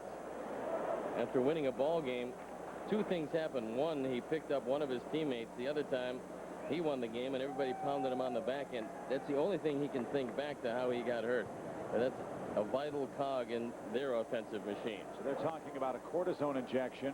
Oh, that's good. It's going to probably be a lot of fun. And Sweeney's going to get examined next week by a sports spine specialist out in California.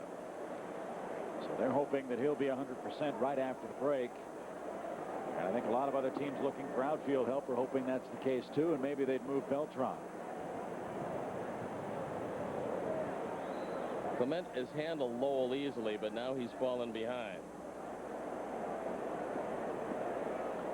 3 balls, no strikes for the Florida third baseman. They need base runners. Clement hasn't given them many, but he does here. That's the second walk in as many innings. And Encarnacion bats. He's 0 for 2 and has yet to get the ball out of the infield. What he has done, however, is hit into a very high total of double plays, 13 of them. And he leads the team in that department. So despite the fact that he's a 13 stolen base man, if he hits the ball on the ground, it turns into 2.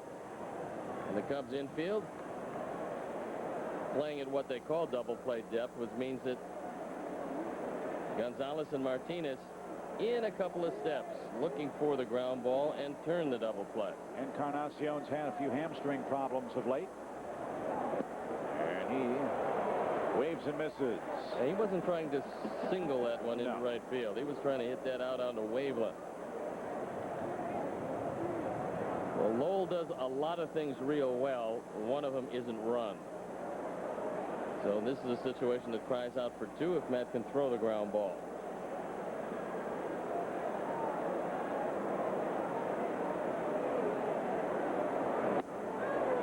Another slider like that, Encarnacion can keep on walking to the other side of the batter's box. Well, he's been pretty good at putting the ball in play. Coming into tonight's action, just 38 strikeouts in 333 at-bats. That's a real low total for a guy that is considered a run producer. 6-3, Cubs lead it. We're in the top of the 6th inning. Game 1 of this 3-game series, and can't forget the big picture for the Cubs. 7 more games before the All-Star break here at home, where the Cubs have not really established much of a home field advantage. I got to tell you, Chip, I think there's something wrong with Matt Clement's arm. I think. Now, maybe not. He just doesn't look real comfortable to me, and for whatever reason, Paul Bako went out there to talk with him. And hopefully Matt is feeling at the top of his game. He's throwing well enough, certainly. They haven't touched him since the 2nd. Maybe it's just confusion as to what to throw. That one swung on and missed, and a real terrible break. First base was occupied, so Encarnacion's going to be retired. But it allows Lowell to move on to second base on the wild pitch. So it's a strikeout. That's the 5th of the game, but Lowell moves into scoring position without number 2.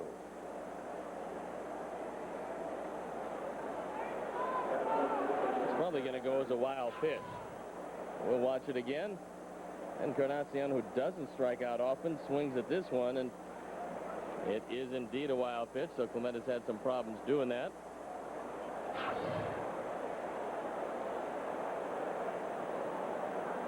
So here's Lee. He's homered and lined out. Great diving stop by Alex up the middle. Well, he's been one of the guys in this lineup that's really hit the ball hard tonight.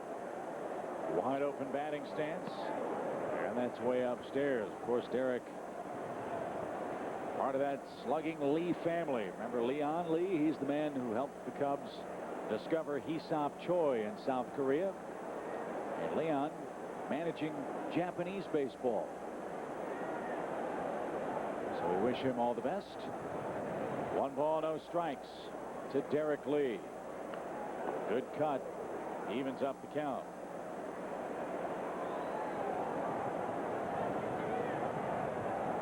We talked about that shaky start for Matt Clement. After that, he's thrown the ball real well. But this is the guy you have to be careful with, because he's been right on everything that Matt's thrown tonight. Paul Bako telling him to keep the ball down and preferably keep it away. 1 ball, 1 strike. Huge lead out at second. And Lee missed that one and would have with a canoe paddle.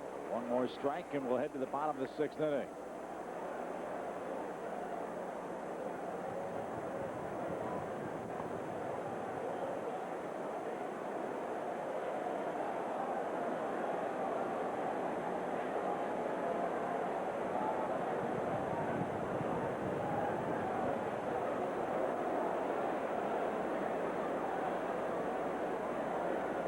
In the dirt. 2-2. Good stop by Paul Bako this time as he smothers it and doesn't allow an advance.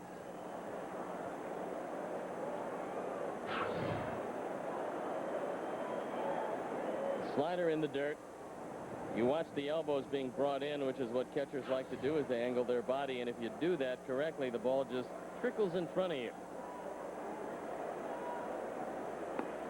Outside corner, Lee couldn't pull the trigger. Clement strikes out his 6th man. He's throwing a gem on a hot, muggy night at Wrigley Field.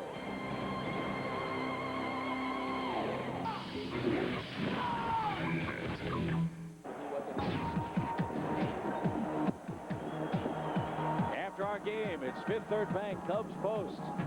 Get all the highlights and analysis of our game's action with Gail Fisher and Dave Otto.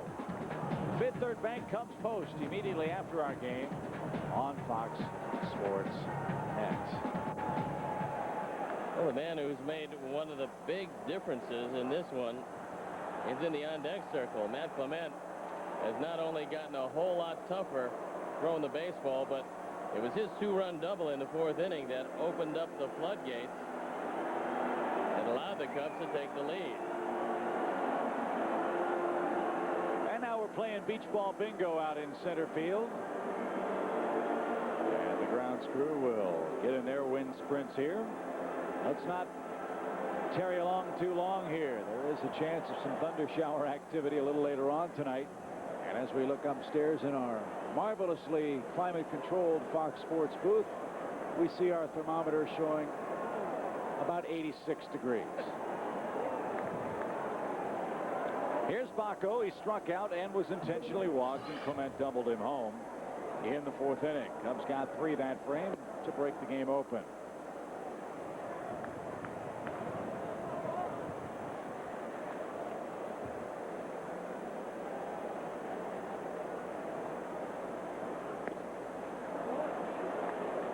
The only time Beckett has retired any of the 3 Cub left-handers, it was the strikeout of Bako in the 2nd inning. Other than that, they've been perfect tonight.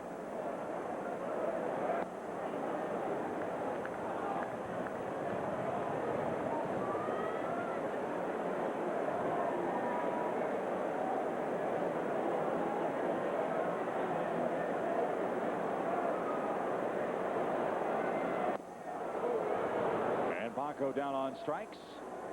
6 from Beckett, who, despite a rocky outing tonight, has at least kept the Marlins out of their bullpen. And again, with just a 3-run Cub lead, Florida's still very much alive in this ball game. Big hand for Matt tonight, and well deserved. Matt's looking for his 6th win of the year, and this is 17th start. Has yet to complete a game, and most likely won't complete this one. It is a hot and steamy night. But that inside-out swing and that double down the line in right field in the 4th inning made all the difference in the world for the Cubs, who, in the absence of Corey Patterson, and they just found out today that he would be lost for the year, this offense has stepped up and scored 6 times. Ground ball to the right side. Castillo makes the easy play, and Matt Wisely just peels off. Doesn't even go all the way to first base. No, you can excuse the pitcher. Tonight you don't have to. Exactly. You don't have to do that. The Cubs wanted innings from Matt Clement, and it's something that he's given them. And now you'd have to figure that Goodwin will take his time, just relax a little bit, maybe take a pitch or so, and let Matt Clement gather himself before going back out there for the 7th inning. What a night for Tom Goodwin.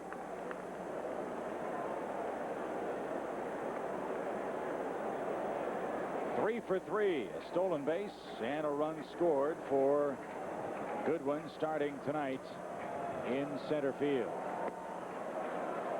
Interesting to see how Dusty juggles his lineup now. With Patterson lost for the year, Mark Grudzielanek has been this team's de facto leadoff man. Figure he might slot down, hit second, as Martinez is tonight. Well, I would think that would probably happen, but will be interesting against Dontrell Willis.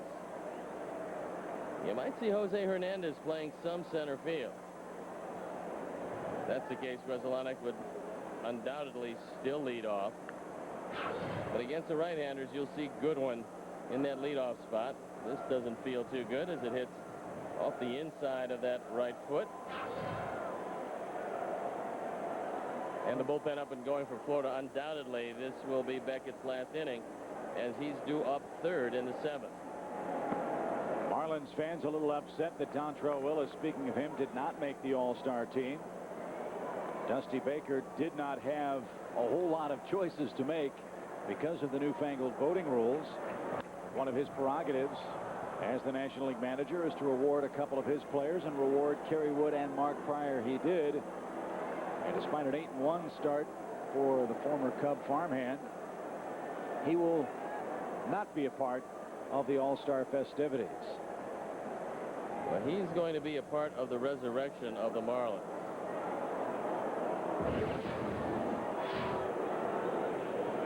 There is one of the real refreshing youngsters to burst on the scene. What a job he's done in the starting rotation for Florida. So while Cub fans sit on the edge of their seats and wonder and worry as the July 31st non-waiver trading deadline comes across and worry about what you give up. Yes, they gave up a young man who's off to a flying start. But the guy pitching for the Cubs tonight isn't exactly chopped liver. He came over for Dontrell Willis, his name Matt Clement, and of course Antonio Alfonseca. Things haven't gone as well for Alfonseca of late as the Cubs would have liked, but remember when Flash Gordon went down in spring training last year, they had to make a deal, and Clement was the throw-in. They got a closer. They got a starter who had a resurgent season in Clement for a prospect who turned out to be a good player in Dontrell Willis. Well, those are the deals you have to make. And when your back is against the wall and the general managers you're trading with know that you have to make a deal, they're going to extract everything they can. And I'm sure as good a general manager as Larry Beinfest is, he didn't even realize, nor did anybody else, that Dontrell Willis would be the same guy that they're seeing right now at 8-1. Well, sure, if that was the case, Cubs years ago wouldn't have traded Lou Brock for Ernie Broglio, for crying out loud. I mean, that's the inherent risk of that job. Well, you make a trade and you do the best you can, and how it works out, you can't really fortune tell. And Goodwin's perfect offensive night continues. He's on for the 4th time. And let's see if he's moving with Martinez in the batter's box. He's 2 out of 3 with an RBI. Well, I would think if there's ever a time when you would steal a base, it would be this time. You don't mind leading off with Martinez ahead of Sosa and Alou if they throw out Goodwin. The only pitch I wouldn't run on is the first pitch because it's the easiest pitch to pitch out. And when Tom stole his base in the 3rd inning, he guessed curveball and stole it easily. He was leaning, and Lee tags him a little bit late. The only problem with that stolen base is that Tom Goodwin got hit right on the numbers with the throw from Pudge Rodriguez. He's getting a huge lead at first base. Goodwin running. The throw to second, right on the money. But Joe West said they missed the tag. Goodwin in safely with his 2nd steal of the night. Well, they decide not to pitch out on what should have to be thinking about a running situation, and maybe that's what allowed Goodwin to get in ahead of the tag. He got tagged on the upper body, the leg got in, and this throw in the dirt and the fact that Gonzalez had to come up with it before he brought it down allowed Goodwin to steal his 2nd bag. So a hit means a run. And a 4-run lead potentially for the Cubs looming here. Dusty, a much more aggressive style offensively in this ball game than we've seen, with a prototypical leadoff man in Goodwin wreaking havoc on the bases. They've hit and run with him. He's stolen twice. He's taken the extra base on a base hit into center field. Well, look, you have 2 runners on the team. One of them is lost for the season. The other one is Goodwin. If you lead off with Goodwin and he gets on, then you can do a whole lot of things. And I like the hit and run that they use in the first inning because it set the tone for what has been a very aggressive game for the Cub offense. Swing, line drive, left field, base hit. Cabrera comes up, ready to fire. The throw to the plate, right on the money, and Pudge blocks the dish. What a play at the plate. A line drive to left. Martinez hits it right to Cabrera, who throws a strike to the dish. And Pudge with the ball and base runner arriving at the same time embargoes the Pentagon to keep it a 6-3 game in the 6th. Wow.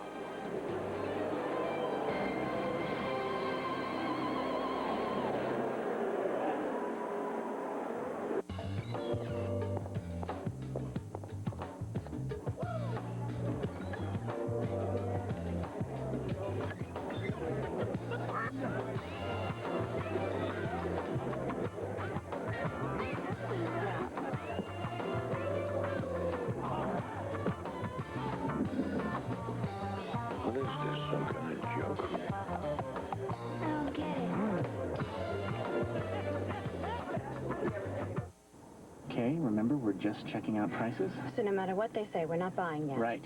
What's running through your veins? Ice water. Right. Can't base. So with Circuit City's Price Match Plus, you're covered on price. Well, take it. Go ahead. Take it.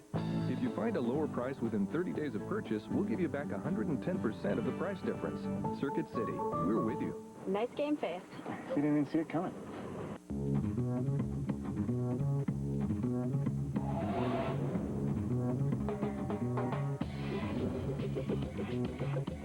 The world is full of individuals with their own personalities, their own quirks, their own fingerprints.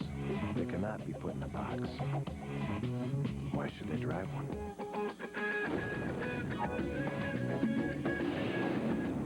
The V6 Nissan Altima.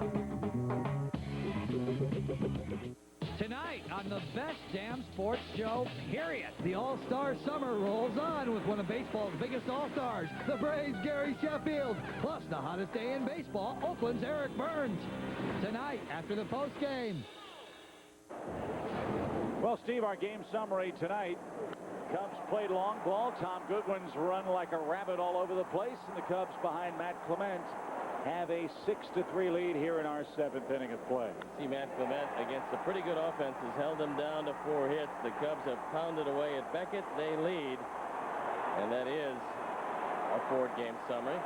And Chip, you have no problem with the play by Wendell Kim. There's a lot of folks at home going, oh, Wendell Kim sent him again. Look, there's 2 outs. You make a youngster make a perfect throw home. Unfortunately, Cabrera did. Pudge blocked the plate very well. That's the call to make for Wendell Kim. He's got to send him and take their chances because Sammy hadn't done anything with Beckett in 3 at-bats. 1 ball, no strikes to Alex Gonzalez. Now ball 2 in the Cub bullpen. Goes to work. We've seen some great plays at the plate. A lot of times, though, catchers will just leave one leg on that baseline trying to block the plate. Pudge Rodriguez was like a battleship on the third base line. There was no way Tom Goodwin was getting through him. And that's how you win 10 gold gloves behind the plate with pickups like the one Pudge just made. Well, I think Larry Rothschild and Dusty Baker realized that Clement, again, on a hot, steamy night, is probably running out of steam. And that throw to the plate is a perfect one-hopper. On the short hop, you see Pudge Rodriguez there, and absolutely no chance whatsoever for Tom Goodwin to get a piece of the plate before he was tagged out. And Pudge said, that's what you get for stealing 2 bases on me, pal. A couple of shin guards in your chest. But he helped him to his feet. Just a terrific play by the Marlins. So danger brewing here in the 7th inning. Alex Gonzalez with his 2nd hit of the ball game. Yeah, I'm not sure he leads off the 7th. I'm not sure, Chip, you can be too patient right here. Although Matt has thrown real well. Looks to me like he might be just about tapped out as far as his strength is concerned. That's it for new baseball. He's facing a very powerful hitter in Cabrera. And you really don't want to do this, keep throwing a beach ball on the field, because the last thing you want to do is make this inning longer for Matt Clement. Well, yeah, especially with the Cubs defense on the field. It makes them out there exert more energy out there than perhaps you'd like to see. So fans, beach balls are great. Just keep them off the field. Well, 6-3 our score, 1 on, none out in the 7th. When Cabrera had an opportunity to run last time, it didn't appear that he ran particularly well. So Matt looking for the ground ball. Cabrera does have an RBI single, and Matt spins that one outside. Looks like Todd Hollandsworth has grabbed a bat, and he would be the first man out of the Florida dugout to pinch hit. Well, they think Cabrera is going to be a big-time Major League run producer. And at just 20 years of age, he's shown every indication of being just that. 1 ball, no strikes. Ball 2. What I like about him is he's shown pretty good patience. That slider low and away was just off the plate, tantalizing, but he took it. Then he took the fastball inside. Larry Rothschild now he's going out, and what he's probably going to say to Matt is, look, this is going to be your last hitter, most likely. Give me whatever you have. Get the ground ball. And Dave Veer's now throwing in the pen. He joins Guthrie. So still a world of possibilities off the bench. And that's one of the things that Jack McKeon was talking about. When you have a fairly low-budget team, and the Marlins certainly fall into that, averaging about 13,000 fans a game, you're not going to be able to stock your bullpen particularly well. You're going to be a little thin off the bench. He's got a real strong starting 8. But then it gets a little more difficult to mix and match. So this isn't the best bench in the world, although they've done a pretty nice job. Not the best bullpen in the world, although at the end, Looper has been pretty good. In fact, very good. But getting to him has been a problem, and the bench has been a problem for them. So those are 2 areas where if the Marlins stay in it, they will do some shopping. And Jack McKeon said they might be able to add payroll if they stay alive in either the divisional or wild card race. Cabrera missed that. 2 balls and a strike. Veer's had a couple of very good outings against St. Louis, coming back off the disabled list for an extended stay. And he showed that that split finger was working well, as was the sinker.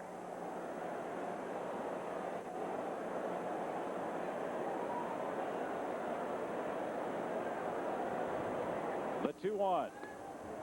Didn't get the corner. 3 balls and a strike. National League Finals. Montreal blasts Philadelphia 8-1. Larry Boa must be fit to be tied. They've lost 4 in a row. They will fall 8.5 games behind Atlanta now as the Braves beat the Mets 7-3 at Shea tonight. 3-1. Chopper to the left side. Alex has but 1 play, and it's to first. Runner to second. 1 man out. So they take Hollandsworth back, and they bring on Brian Banks, who switch hits. Yeah, that's the reason why he's the guy that's coming on to pinch hit. He has driven in 5 as a pinch hitter. He is 5 for 26, and that's going to be it for Matt Clement. So apparently Rothschild did go out and say, give me whatever you have, because this is going to be it. Matt will leave doing just a fine job tonight. And he'll turn it over to the bullpen with, for the moment, a 3-run lead. So for Clement, in his last 13 innings, he's given up 6 hits and only 3 runs. Terrific work by Clement. He's got the lead. And the big Wrigley Field crowd will stand and give him a well-deserved standing ovation as Banks comes on to face Mark Guthrie. We're in the 7th. Cubs lead at 6-3.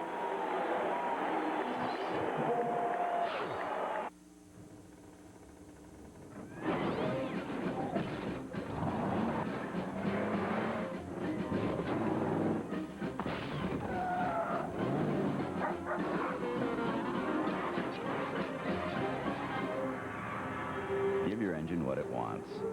Pennzoil with time-release protection. Helps keep engines running stronger, longer. Not just oil, Pennzoil. Save $7 on a signature service oil change using specialty Pennzoil motor oils.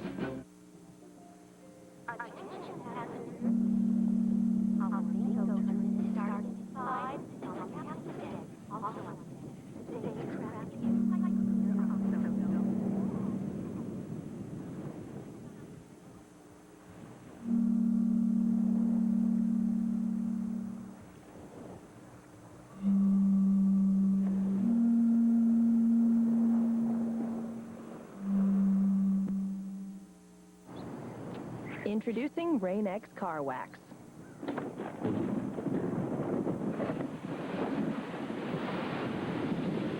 The same transparent polymer technology that makes our windshield treatment so effective now keeps your whole car protected from rain, dirt, UV rays, and more.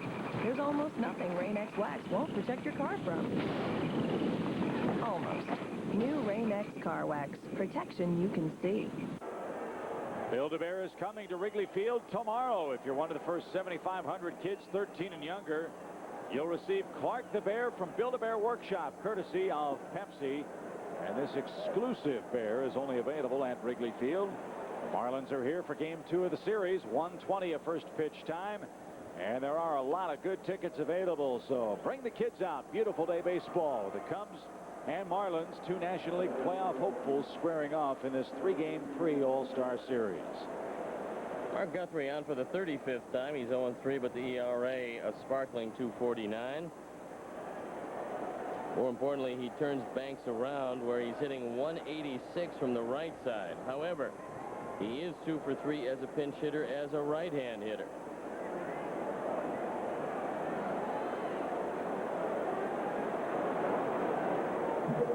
Banks has 3 runs batted in his last 5 pinch-hit appearances, and Jose Hernandez denies him. What a play from his knees.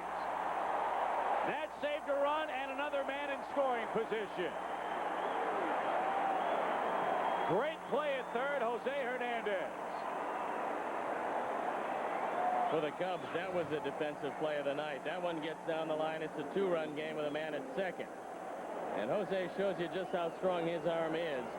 From his knees, still a pinpoint throw with plenty on it, and he retires Banks rather easily after some heroics to his right.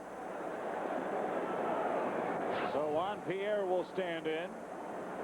Lefty-lefty matchup now in the 7th inning, and Gilles de Ferran, the winner of the Indianapolis 500, moments away from taking the checkered flag for our 7th inning stretch. Looks like he's ready to go. Matt's in for a strike. It's 0-1.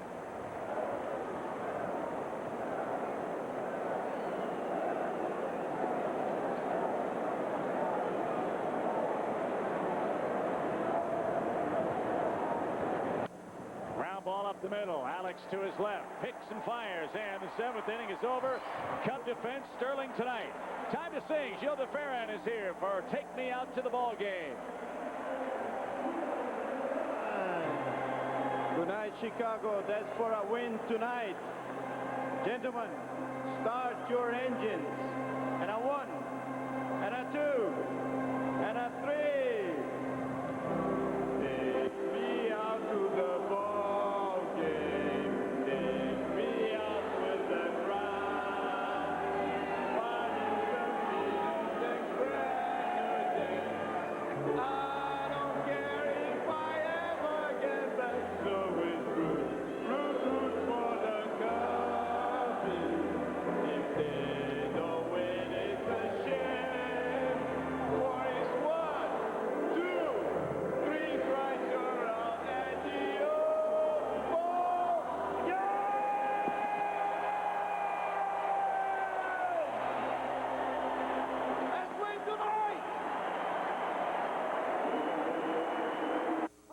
Coach, I think you're going to love our improvements. After working hard to improve America's cars and trucks, Chevy went to work on America's favorite pastime. Some changes to the bag. Every base has a cup holder.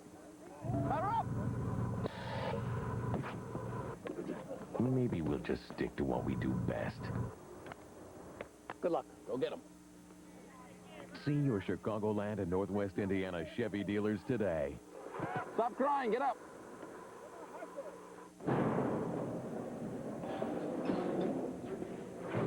Right.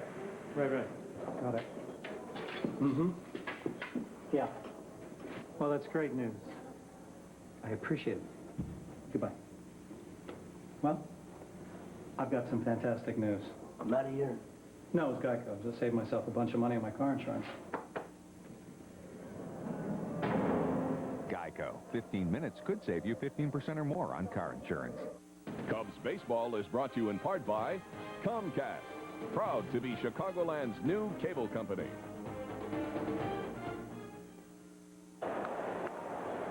Six-3, bottom of the seventh inning. The Cubs will bring Sammy Sosa, Moises Alou, and Hesop Choi to the plate against Florida right-hander Nate Bump, a man, Steve, that Jack McKeon was raving about in our conversation with him before the game. Well, former #1 draft choice of the San Francisco Giants, and they envision him eventually able to start in the major leagues, and Jack wants to see just exactly what he can do.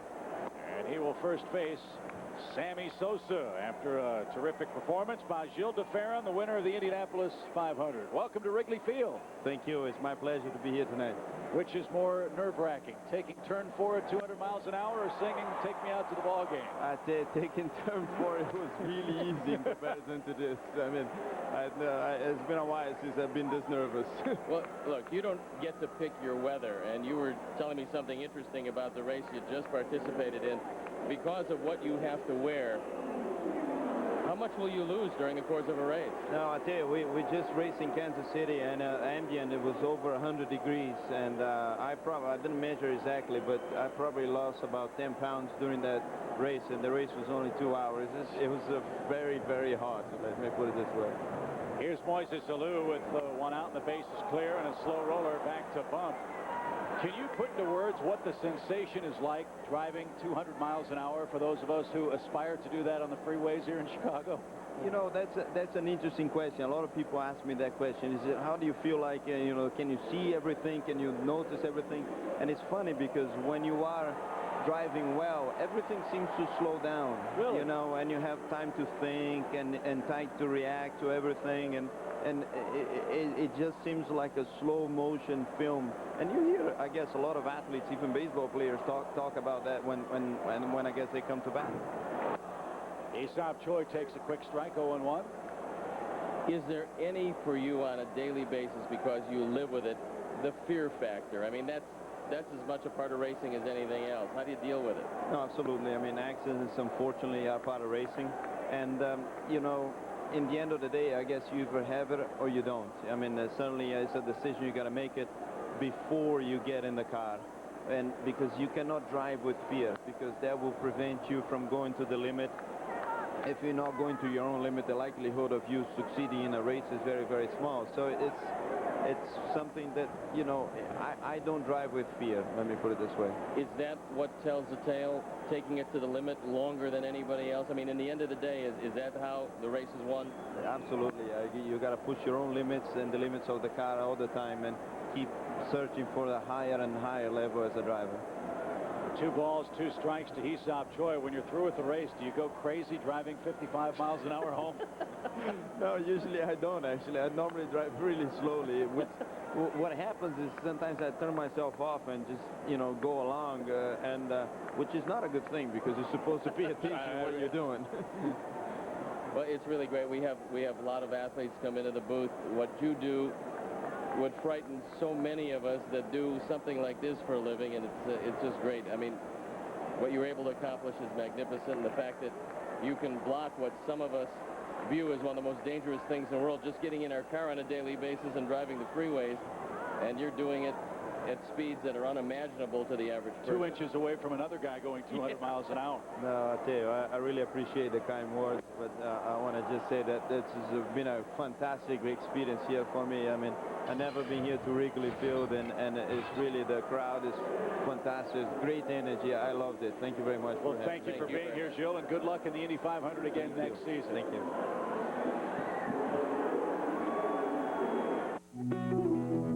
Officially, It's called Jack Daniel's Old Time Old No. 7 brand quality Tennessee sour mash whiskey. But you can ask for Jack. The Hyundai Sonata, ranked most appealing entry midsize car. More standard features than a Toyota Camry LE, including a V6 engine. All for over $2,100 less. Add in America's best warranty, 10 years, 100,000 miles, and you win. Test drive the Hyundai Sonata, starting at just $15,839 at your Hyundai dealer. Hurry into the Hyundai winning season event and get a 2003 Sonata with $1,000 cash back or 0% APR through July 31st. Welcome to BP. You know, that is the nicest car I've seen in here all day. Oh, thank you. So what do you usually fill up with? Amoco Gold only. Wow, all the time? Always. They avoid it. Really? I need a high-performance gas, and this is the best I can get. So I'm sticking with it. I love it when you talk like that.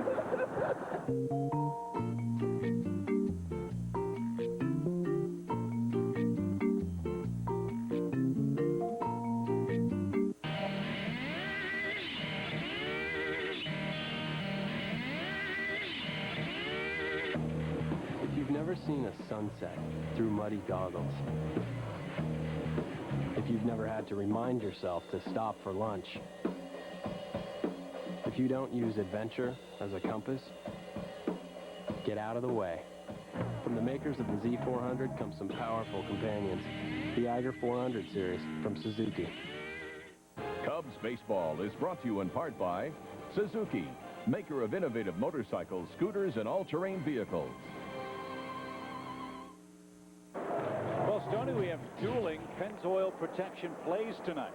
Each team's made one terrific effort. Well, we'll take a look at Tom Goodwin.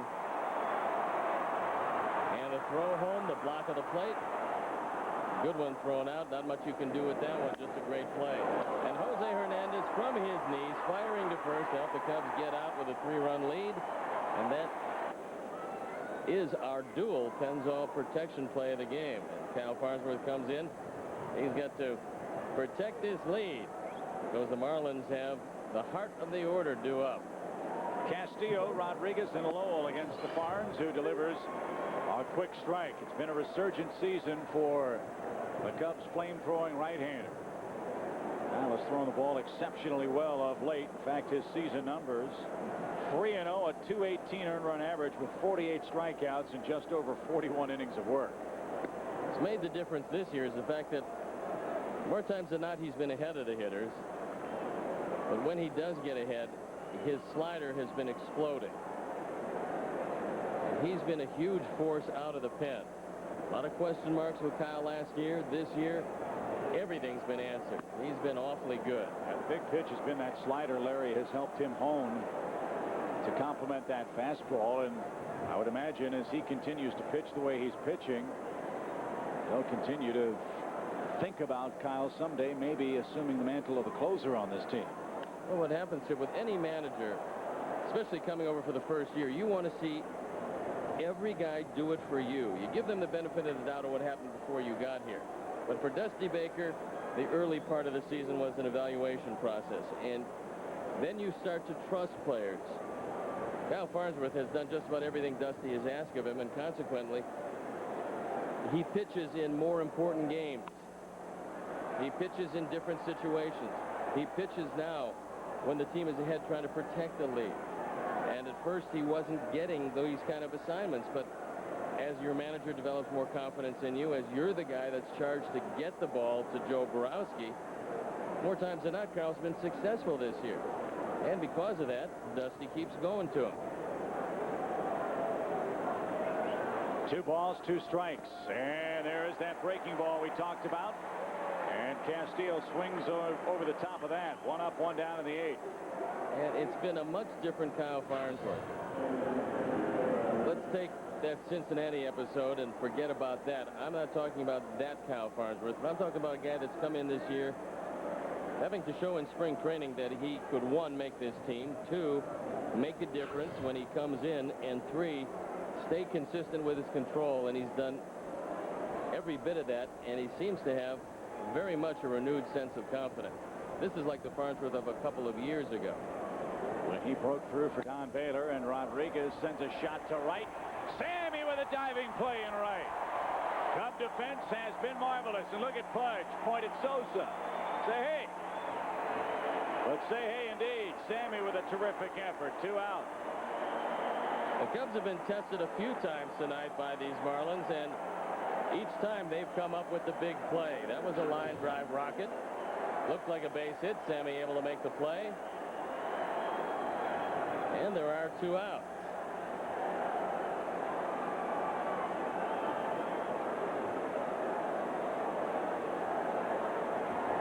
So here's Mike Lowell. He's 0 for 2 with a walk tonight. Cubs 4 outs away from evening up their record on this homestand at 2-2. Cardinals are underway in San Francisco. No score in the bottom of the first inning. They've handled Lowell pretty well tonight. And we were told by Jack McKeon that he was starting to expand his strike zone, getting a little anxious. He's 0 for his last 15, as a matter of fact. And maybe some of that has to do with the fact that he's in unfamiliar territory. Last year, a career high with 24 home runs. We're not at the All-Star break yet, and he's hit 26. That's good for second in the National League. 73 RBIs as well. Well, especially, Chip, because he was never known as a power hitter. He was always a line drive hitter. Content to take the ball to left center, drive the ball to left field on occasion, hit his 20 home runs, and pretty much call it a day. But this year, he's just exploded.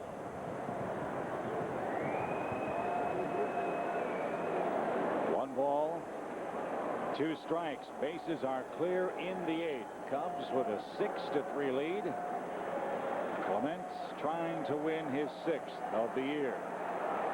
And it would be well-deserved tonight, because after a rocky start, he really threw well.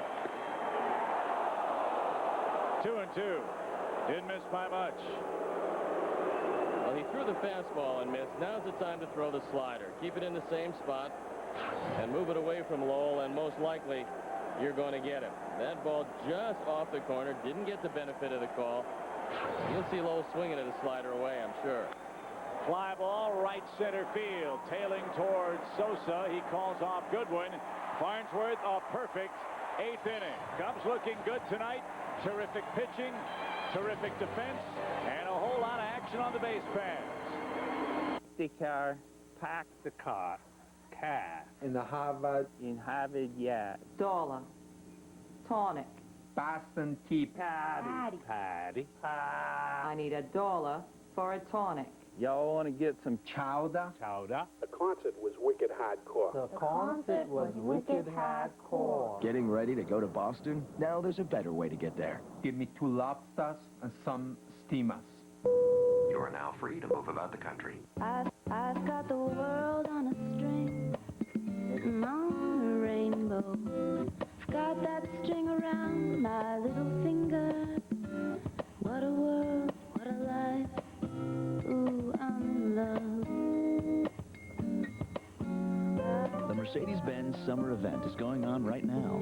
It's an event worth remembering. Visit your local Mercedes-Benz dealer. 2.9% financing is available for a limited time on all new 2003 C-Class models. Hi, I'm Murray. We've brought all these cars here to demonstrate the huge variety of vehicles Murray's has parts for. All at low discount prices. Pretty much every car on the road. For all the best brand names and the best customer service, don't stop anywhere else. Take the express lane to Murray's. Thanks, everybody. You're free to go. Super parts, super people, super prices. Murray's, the auto parts supermarket. So whatever car you drive, hurry to Murray's Discount Auto Stores. Really? You can go now. We're done. Really?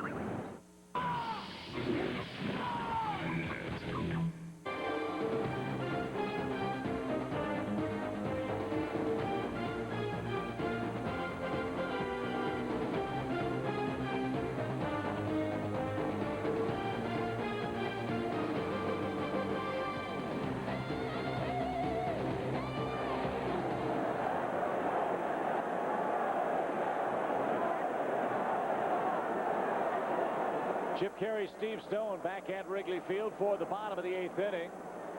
Gale was hopeful of telling you that Houston has put a win on the board tonight, 7-1. The final score as they throttle the Reds, who are really struggling. They've dropped their 5th consecutive game, and Cincinnati, for the moment, 6 games behind the Cardinals.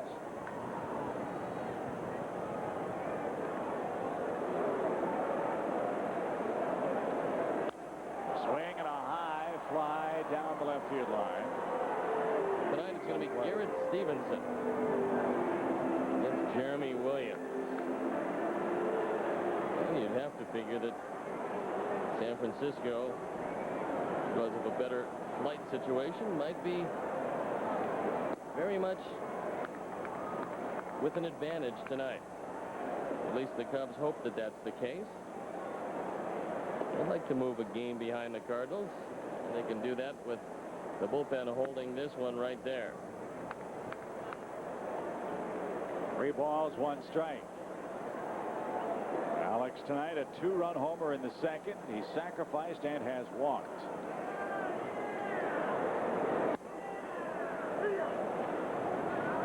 Full count now. Don't forget, Zambrano and Willis will work in game 2 of the series.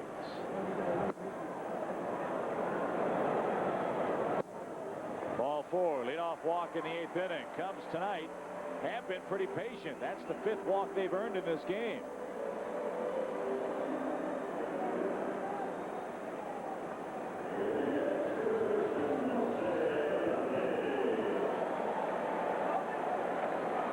Jose defensively has had a fine game this evening. He is 0 for 3, however, at the plate. 6-3, Cubs lead it here in the home half of inning number 8. And Joe Borowski is up in the Cub bullpen. He has not had many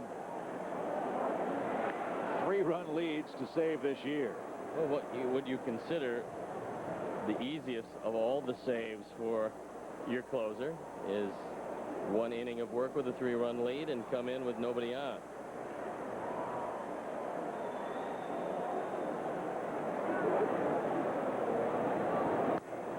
Snap throw to first, and safely back is Gonzalez. Good news out of the minor leagues. Todd Wellmeyer started a ball game, gave up just 3 hits over 6 innings. He fanned 8. And the Iowa Cubs defeated Albuquerque 7-3. It's nice to see Todd getting sent down, not hanging his head, throwing the ball real well. That man has a great future in the major leagues. Broken battle line drive, base hit into right field. 2 are on, none are out. You're right about Wellmeyer too, Steve. This is a kid that was filling a role for which he was not expected to fill. A relief guy as a lifelong starter in the minor leagues, and he threw terrific baseball for the Cubs. And Jack McKeon will look to his bullpen, and Nate Bump will be sent to packing here. 2 men on, none out in the 8th inning. Florida in some big trouble. Cubs have 2 on, nobody out, leading 6-3.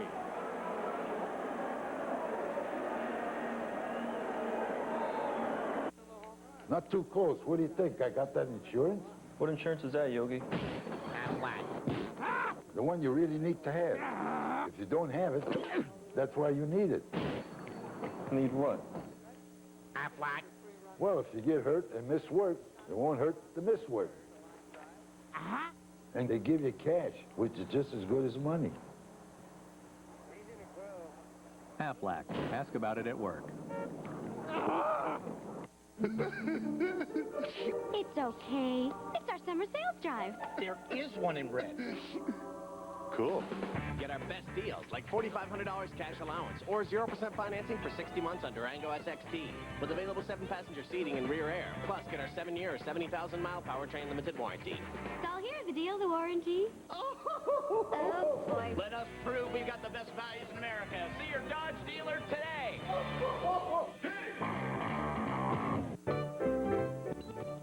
Save hundreds of dollars. Right now, Feldco is selling custom-made replacement windows with free professional installation. Factory direct prices with free installation by experts who care. Financing is available. No payments till 2004. Feldco, showrooms north and south. Call right now for a free estimate and free installation. This special offer good during the month of July only. Call 866 for Feldco. The John Hancock All-Star Fan Fest is coming to McCormick Place July 11th through the 15th. Get your tickets today at whitesox.com or 312-559-1212. Almanza, the third Marlin to pitch tonight. One of the real good names in baseball, Armando Almanza. At 6'3", 240. Big left-hander out of Texas. He is the last remaining remnants of what for the St. Louis Cardinals was a wonderful deal. They've got Edgar Renteria playing shortstop every day. And the Marlins have Almanza coming out of the bullpen. Normally pretty dependable. This year the ERA a lot higher than usual. On for the 42nd time. 2 on, nobody out. As the Cubs try to take this one out of a save situation and take a whole lot of pressure off the pen. Almanza, the pride of El Paso, Texas, and a pop-up bunt by Bako is out of play.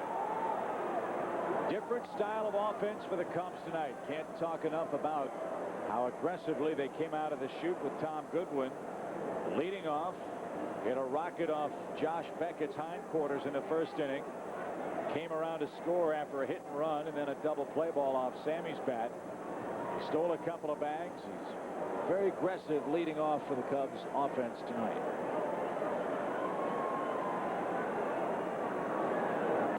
Well, every team wants to hit home runs. They want to hit a whole lot of them. But the Cubs saw that's not necessarily the answer to all of the offensive woes, or not necessarily the answer to winning baseball games, because they hit 5 home runs against St. Louis in the first game. And they lost that one 11-8. They've only hit 1 ball out of the ballpark tonight. They do, however, lead by 3, and it's been a very aggressive team that's greeted the Marlins and trying to cool them off. So far, they've done just that. 1 ball, 1 strike, and Bako bunts that foul again. 1-2. Sometimes it takes a team until the All-Star break to really find its identity, both offensively, defensively, the way the starters and pen shape up. But the test of a real good team is being able to change the way it plays as circumstances dictate. No one envisioned Sammy Sosa having the difficult year he's had. No one envisioned Corey Patterson hurting himself. The true test of this Cub ball club will be how they adjust and how their offense adjusts accordingly, because we've seen pretty consistent starting and relief pitching this year. We have, however, seen very inconsistent offense. The Cubs already passed one of the tests. They did stay afloat when Choi went down, and Eric Karros came off the bench to play every day for quite some time, and certainly delivered. 2-2. That was a breaking ball. Fans object.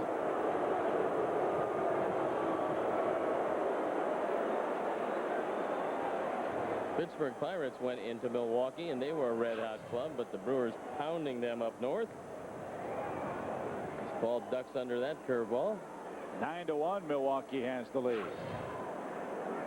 Scott Posednik having a terrific campaign for the Brewers, who under Ned Yost, they're not a pushover. They play the game the right way, and that's what they want. High hopper, Lee to Almanza, and Bako beats the play at first. All hands are safe. That'll be an infield hit to load them up with nobody out. Well, Bako has always run better than average for a catcher. And when he bounced that ball seemingly high off the plate,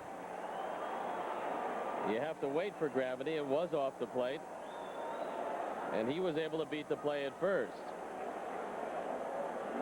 And now it looks like Eric Karros is going to come up. Trinidad Hubbard was in the on-deck circle. He, at least to this point, is not going to hit, and Karros is.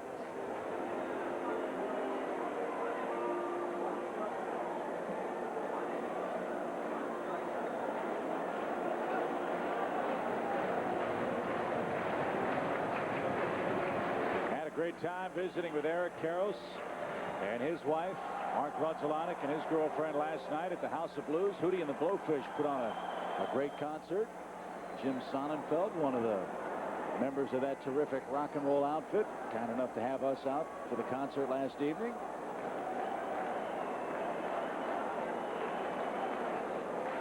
Let's see if Eric can rock this house with a big hit in the 8th to put it out of reach. 6-3. Cubs lead the Marlins. Infield in now. Well, the infield has no choice but to come in. And they're coming right home with anything they get on the ground. They'll try for the home to first double play.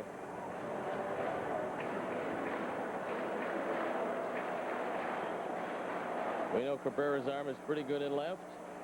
Encarnacion has a very good arm in right. Pierre's arm not too good in center.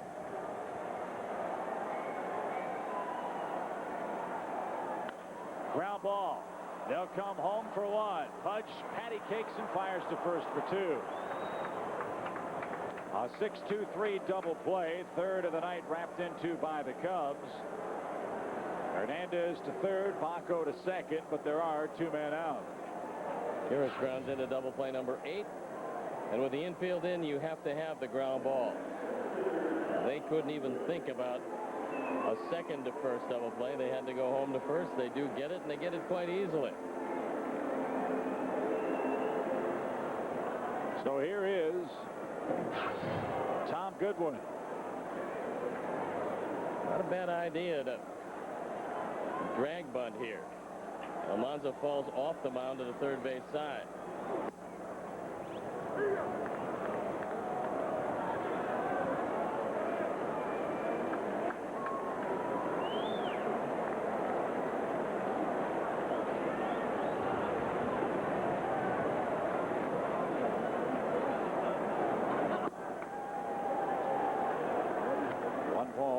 Strike. Only one American League game. We told you about it. Yankees beat Boston. They split a 4-game series. 2-1 the final. Red Sox now 4 out of first.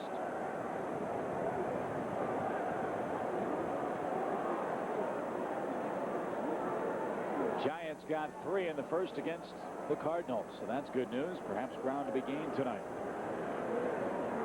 3-0 San Francisco after 1. Giants a 5-game lead in the West. Cardinals a 2-game lead over the Cubs. And Houston entering play tonight.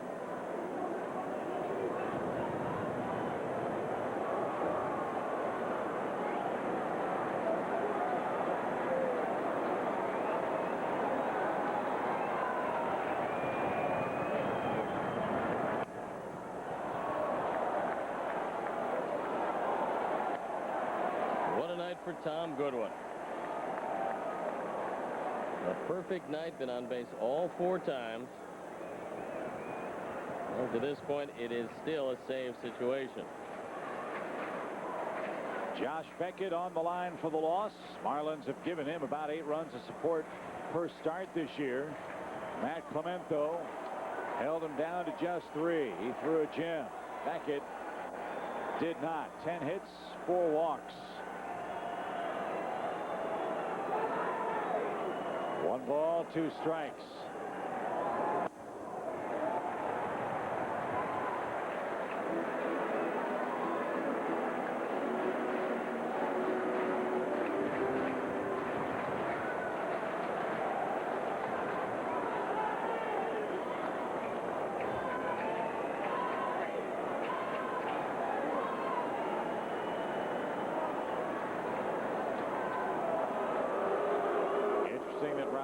And Almanza need to get together on the 6th pitch of the sequence to go over the signs again. Well, sometimes a catcher has a different idea. He keeps hanging the same sign. The pitcher keeps shaking him off. In the end, the feeling I always had was when you show me the column that says losing catcher, I will allow you to call the game. Until that time, the column has always said and will always say losing pitcher. 2 balls, 2 strikes. Up the middle, diving play Gonzalez. He's got to hurry, and he got his man. Boy, we've seen some terrific defense on display here tonight.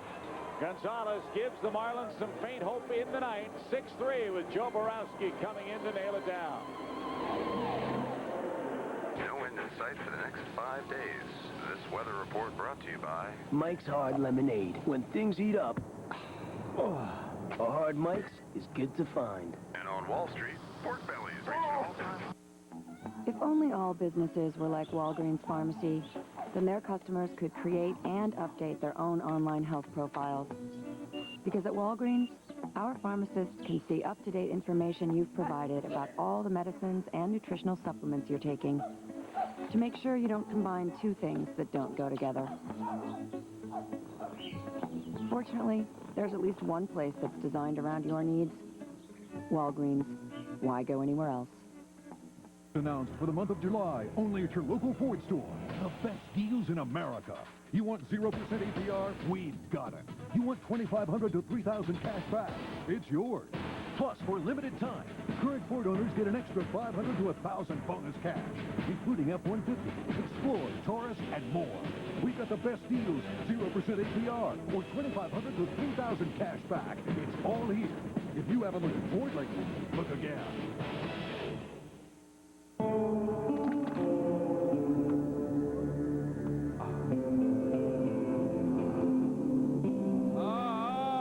Guys? When the weather's hot and sticky, a hard mic's is good to find. This exciting Cubs finish is brought to you by New Finish, the once-a-year car polish. Chicago Cubs baseball is brought to you in part by Southwest Airlines. More than 2,700 nonstop daily flights to 59 destinations all across the country. Hyundai. When your car comes with America's best warranty, you win. Hyundai. Comcast. Proud to be Chicagoland's new cable company. And by your Chicagoland Pontiac dealers.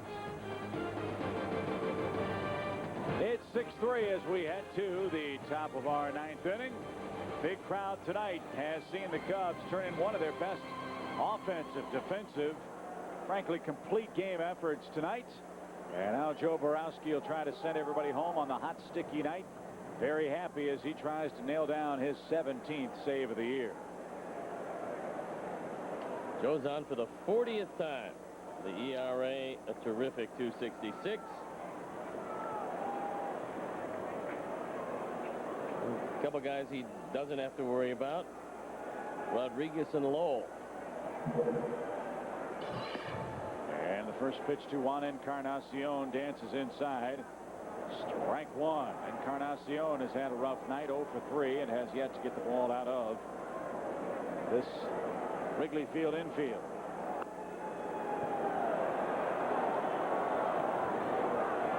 One thing to bear in mind, there's not a whole lot of thunder on that Florida bench. In fact, they have yet to hit a pinch home run this year. They only have 11 runs batted in off the bench. Good rip, 2 balls and a strike. Were you as surprised as I was when McKeon said they might be buying instead of selling July 31st? Well, trying to capture the fancy of the fans down there. They've got a pretty good baseball team that has certainly overachieved in a lot of people's minds. They came into tonight 3 over 500, squarely in the middle of the wild card race. Ground ball to third. Jose Hernandez picks it up. 1 man down. I guess it all depends, Chip, on what type of operating loss you want to absorb for the year, because the team has been good enough to probably warrant being a buyer instead of a seller as they move closer to the trading deadline. And the Marlins' problems have been well documented. We don't have the answer to them. Frankly, if the Marlins people had the answer to them, they wouldn't be having them. They're drawing just now 13,000 people a game. That's the huge problem they've got to solve. And perhaps by keeping guys like Lowell and Lee and Castillo around and keeping themselves alive in the race, more people will come out. But they've been a very fickle bunch down there. Their hearts were broken in 1998. Well, sometimes you got to get by that, and what they're trying to show the fans is that we will show you the loyalty of trying to keep this team together, but on the other side of the coin, you have to show us the loyalty by showing up to the ballpark. We've talked long and hard as Borowski to work with Lee, 1 and 2. There is no right to have a Major League professional sports franchise. It truly is a privilege, and the problems of the two franchises in the state of Florida are well known. Did Lee go? Pitch could not be held on to. It was tipped out of the glove of Bako. 1 ball, 2 strikes. Fans don't want to support the Marlins. They are a few other cities that I'm certain would entertain the possibility of having them move, or, as we all know, there is still the possibility looming of contraction in a couple of years. It's going to be a non-factor until, I believe, 2006. 1 ball, 2 strikes to Lee with the bases clear. Back to the mound. Joe with a leaping stab. And the Cubs are 1 out away from winning the first game of this series and snapping Florida's 3-game win streak. Defense, defense, and defense. Yeah, the Cubs have done it with the gloves tonight. They've scored just enough runs, and this defense has been absolutely everywhere.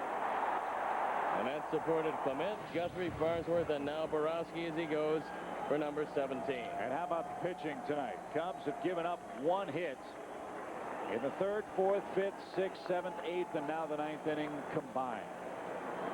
This is more the bullpen we've seen this year than the bullpen we've seen with all of their problems over the last few weeks. This bullpen, by and large, has been very successful this year. Crowd on its feet for Alex Gonzalez, and he looks that one in at the knees for a strike.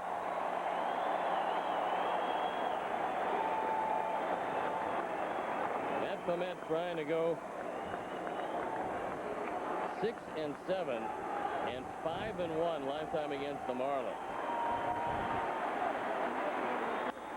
Little fly ball into right. Sammy is under it, and the Cubs have a win. 6-3. Your final score. Clement does beat Beckett. Joe Borowski the save. And Stoney, for my money, this might have been the best game the Cubs played in all facets all year long tonight. Well, overall, they did just about everything right. Dusty Baker has to be very pleased. He called the hit and run. They stole bases. They played defense. They got airtight bullpen work. Matt Clement really battened it down after a shaky start, and they got just enough offense to subdue a very hot Marlins team. So the Cubs got it done, and they got it done because Tom Goodwin had a wonderful night at the top. He was on base 4 times, went 3 for 4, and Tom Goodwin, our Hyundai player of the game. So the Cubs out hit the Marlins 12-5. Florida had 1 hit in the final 7 innings of this game. Matt Clement, the winner, 6-7. Josh Beckett falls to 3-4. Borowski's perfect night gives him his 17th save of the year. As the Cubs, much more aggressive than Florida, got a spark from Tom Goodwin, and Gale rode it home to the tune of a 6-3 win. What do you have for us on the postgame show tonight? Well, Chip, it's a We Beat the Rain party on the postgame show, and also celebrating a Cubs victory as the Cubs skipper Dusty Baker stops by to talk about this one. And we're talking about the sprint known as the Central Division race. 1 week now until the All-Star break.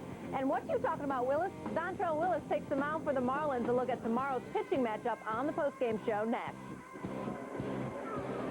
So, Gale, we're looking forward to that indeed, Stoney. The Cubs with a 6-3 win, even up this very important homestand at 2 up, 2 down. And it will be Zambrano and Willis hooking up in Game 2 tomorrow afternoon. It doesn't always work out, Chip, but if you're looking for a game plan on how you want this team to play the rest of the way, tonight would be a good place to start. They did just about everything right. Cubs 6, Florida 3. Big crowd on hand. And yes, indeed, we did beat the rain. Hot, sticky weather. But it was just delightful for the Cubs tonight and their fans. We saw a terrific defensive effort from both squads, but the Cubs with a 6-3 win, now 45 and 43 on the year. Clement over Beckett, Borowski the save, and we go for an outright series win tomorrow afternoon at 1 o'clock here on Fox. For Steve Stone and our entire crew, Chip Carey from Wrigley Field. Stay tuned. The Fifth Third Bank postgame show is coming up next. No one will ever just remember your name. No one will instantly make you the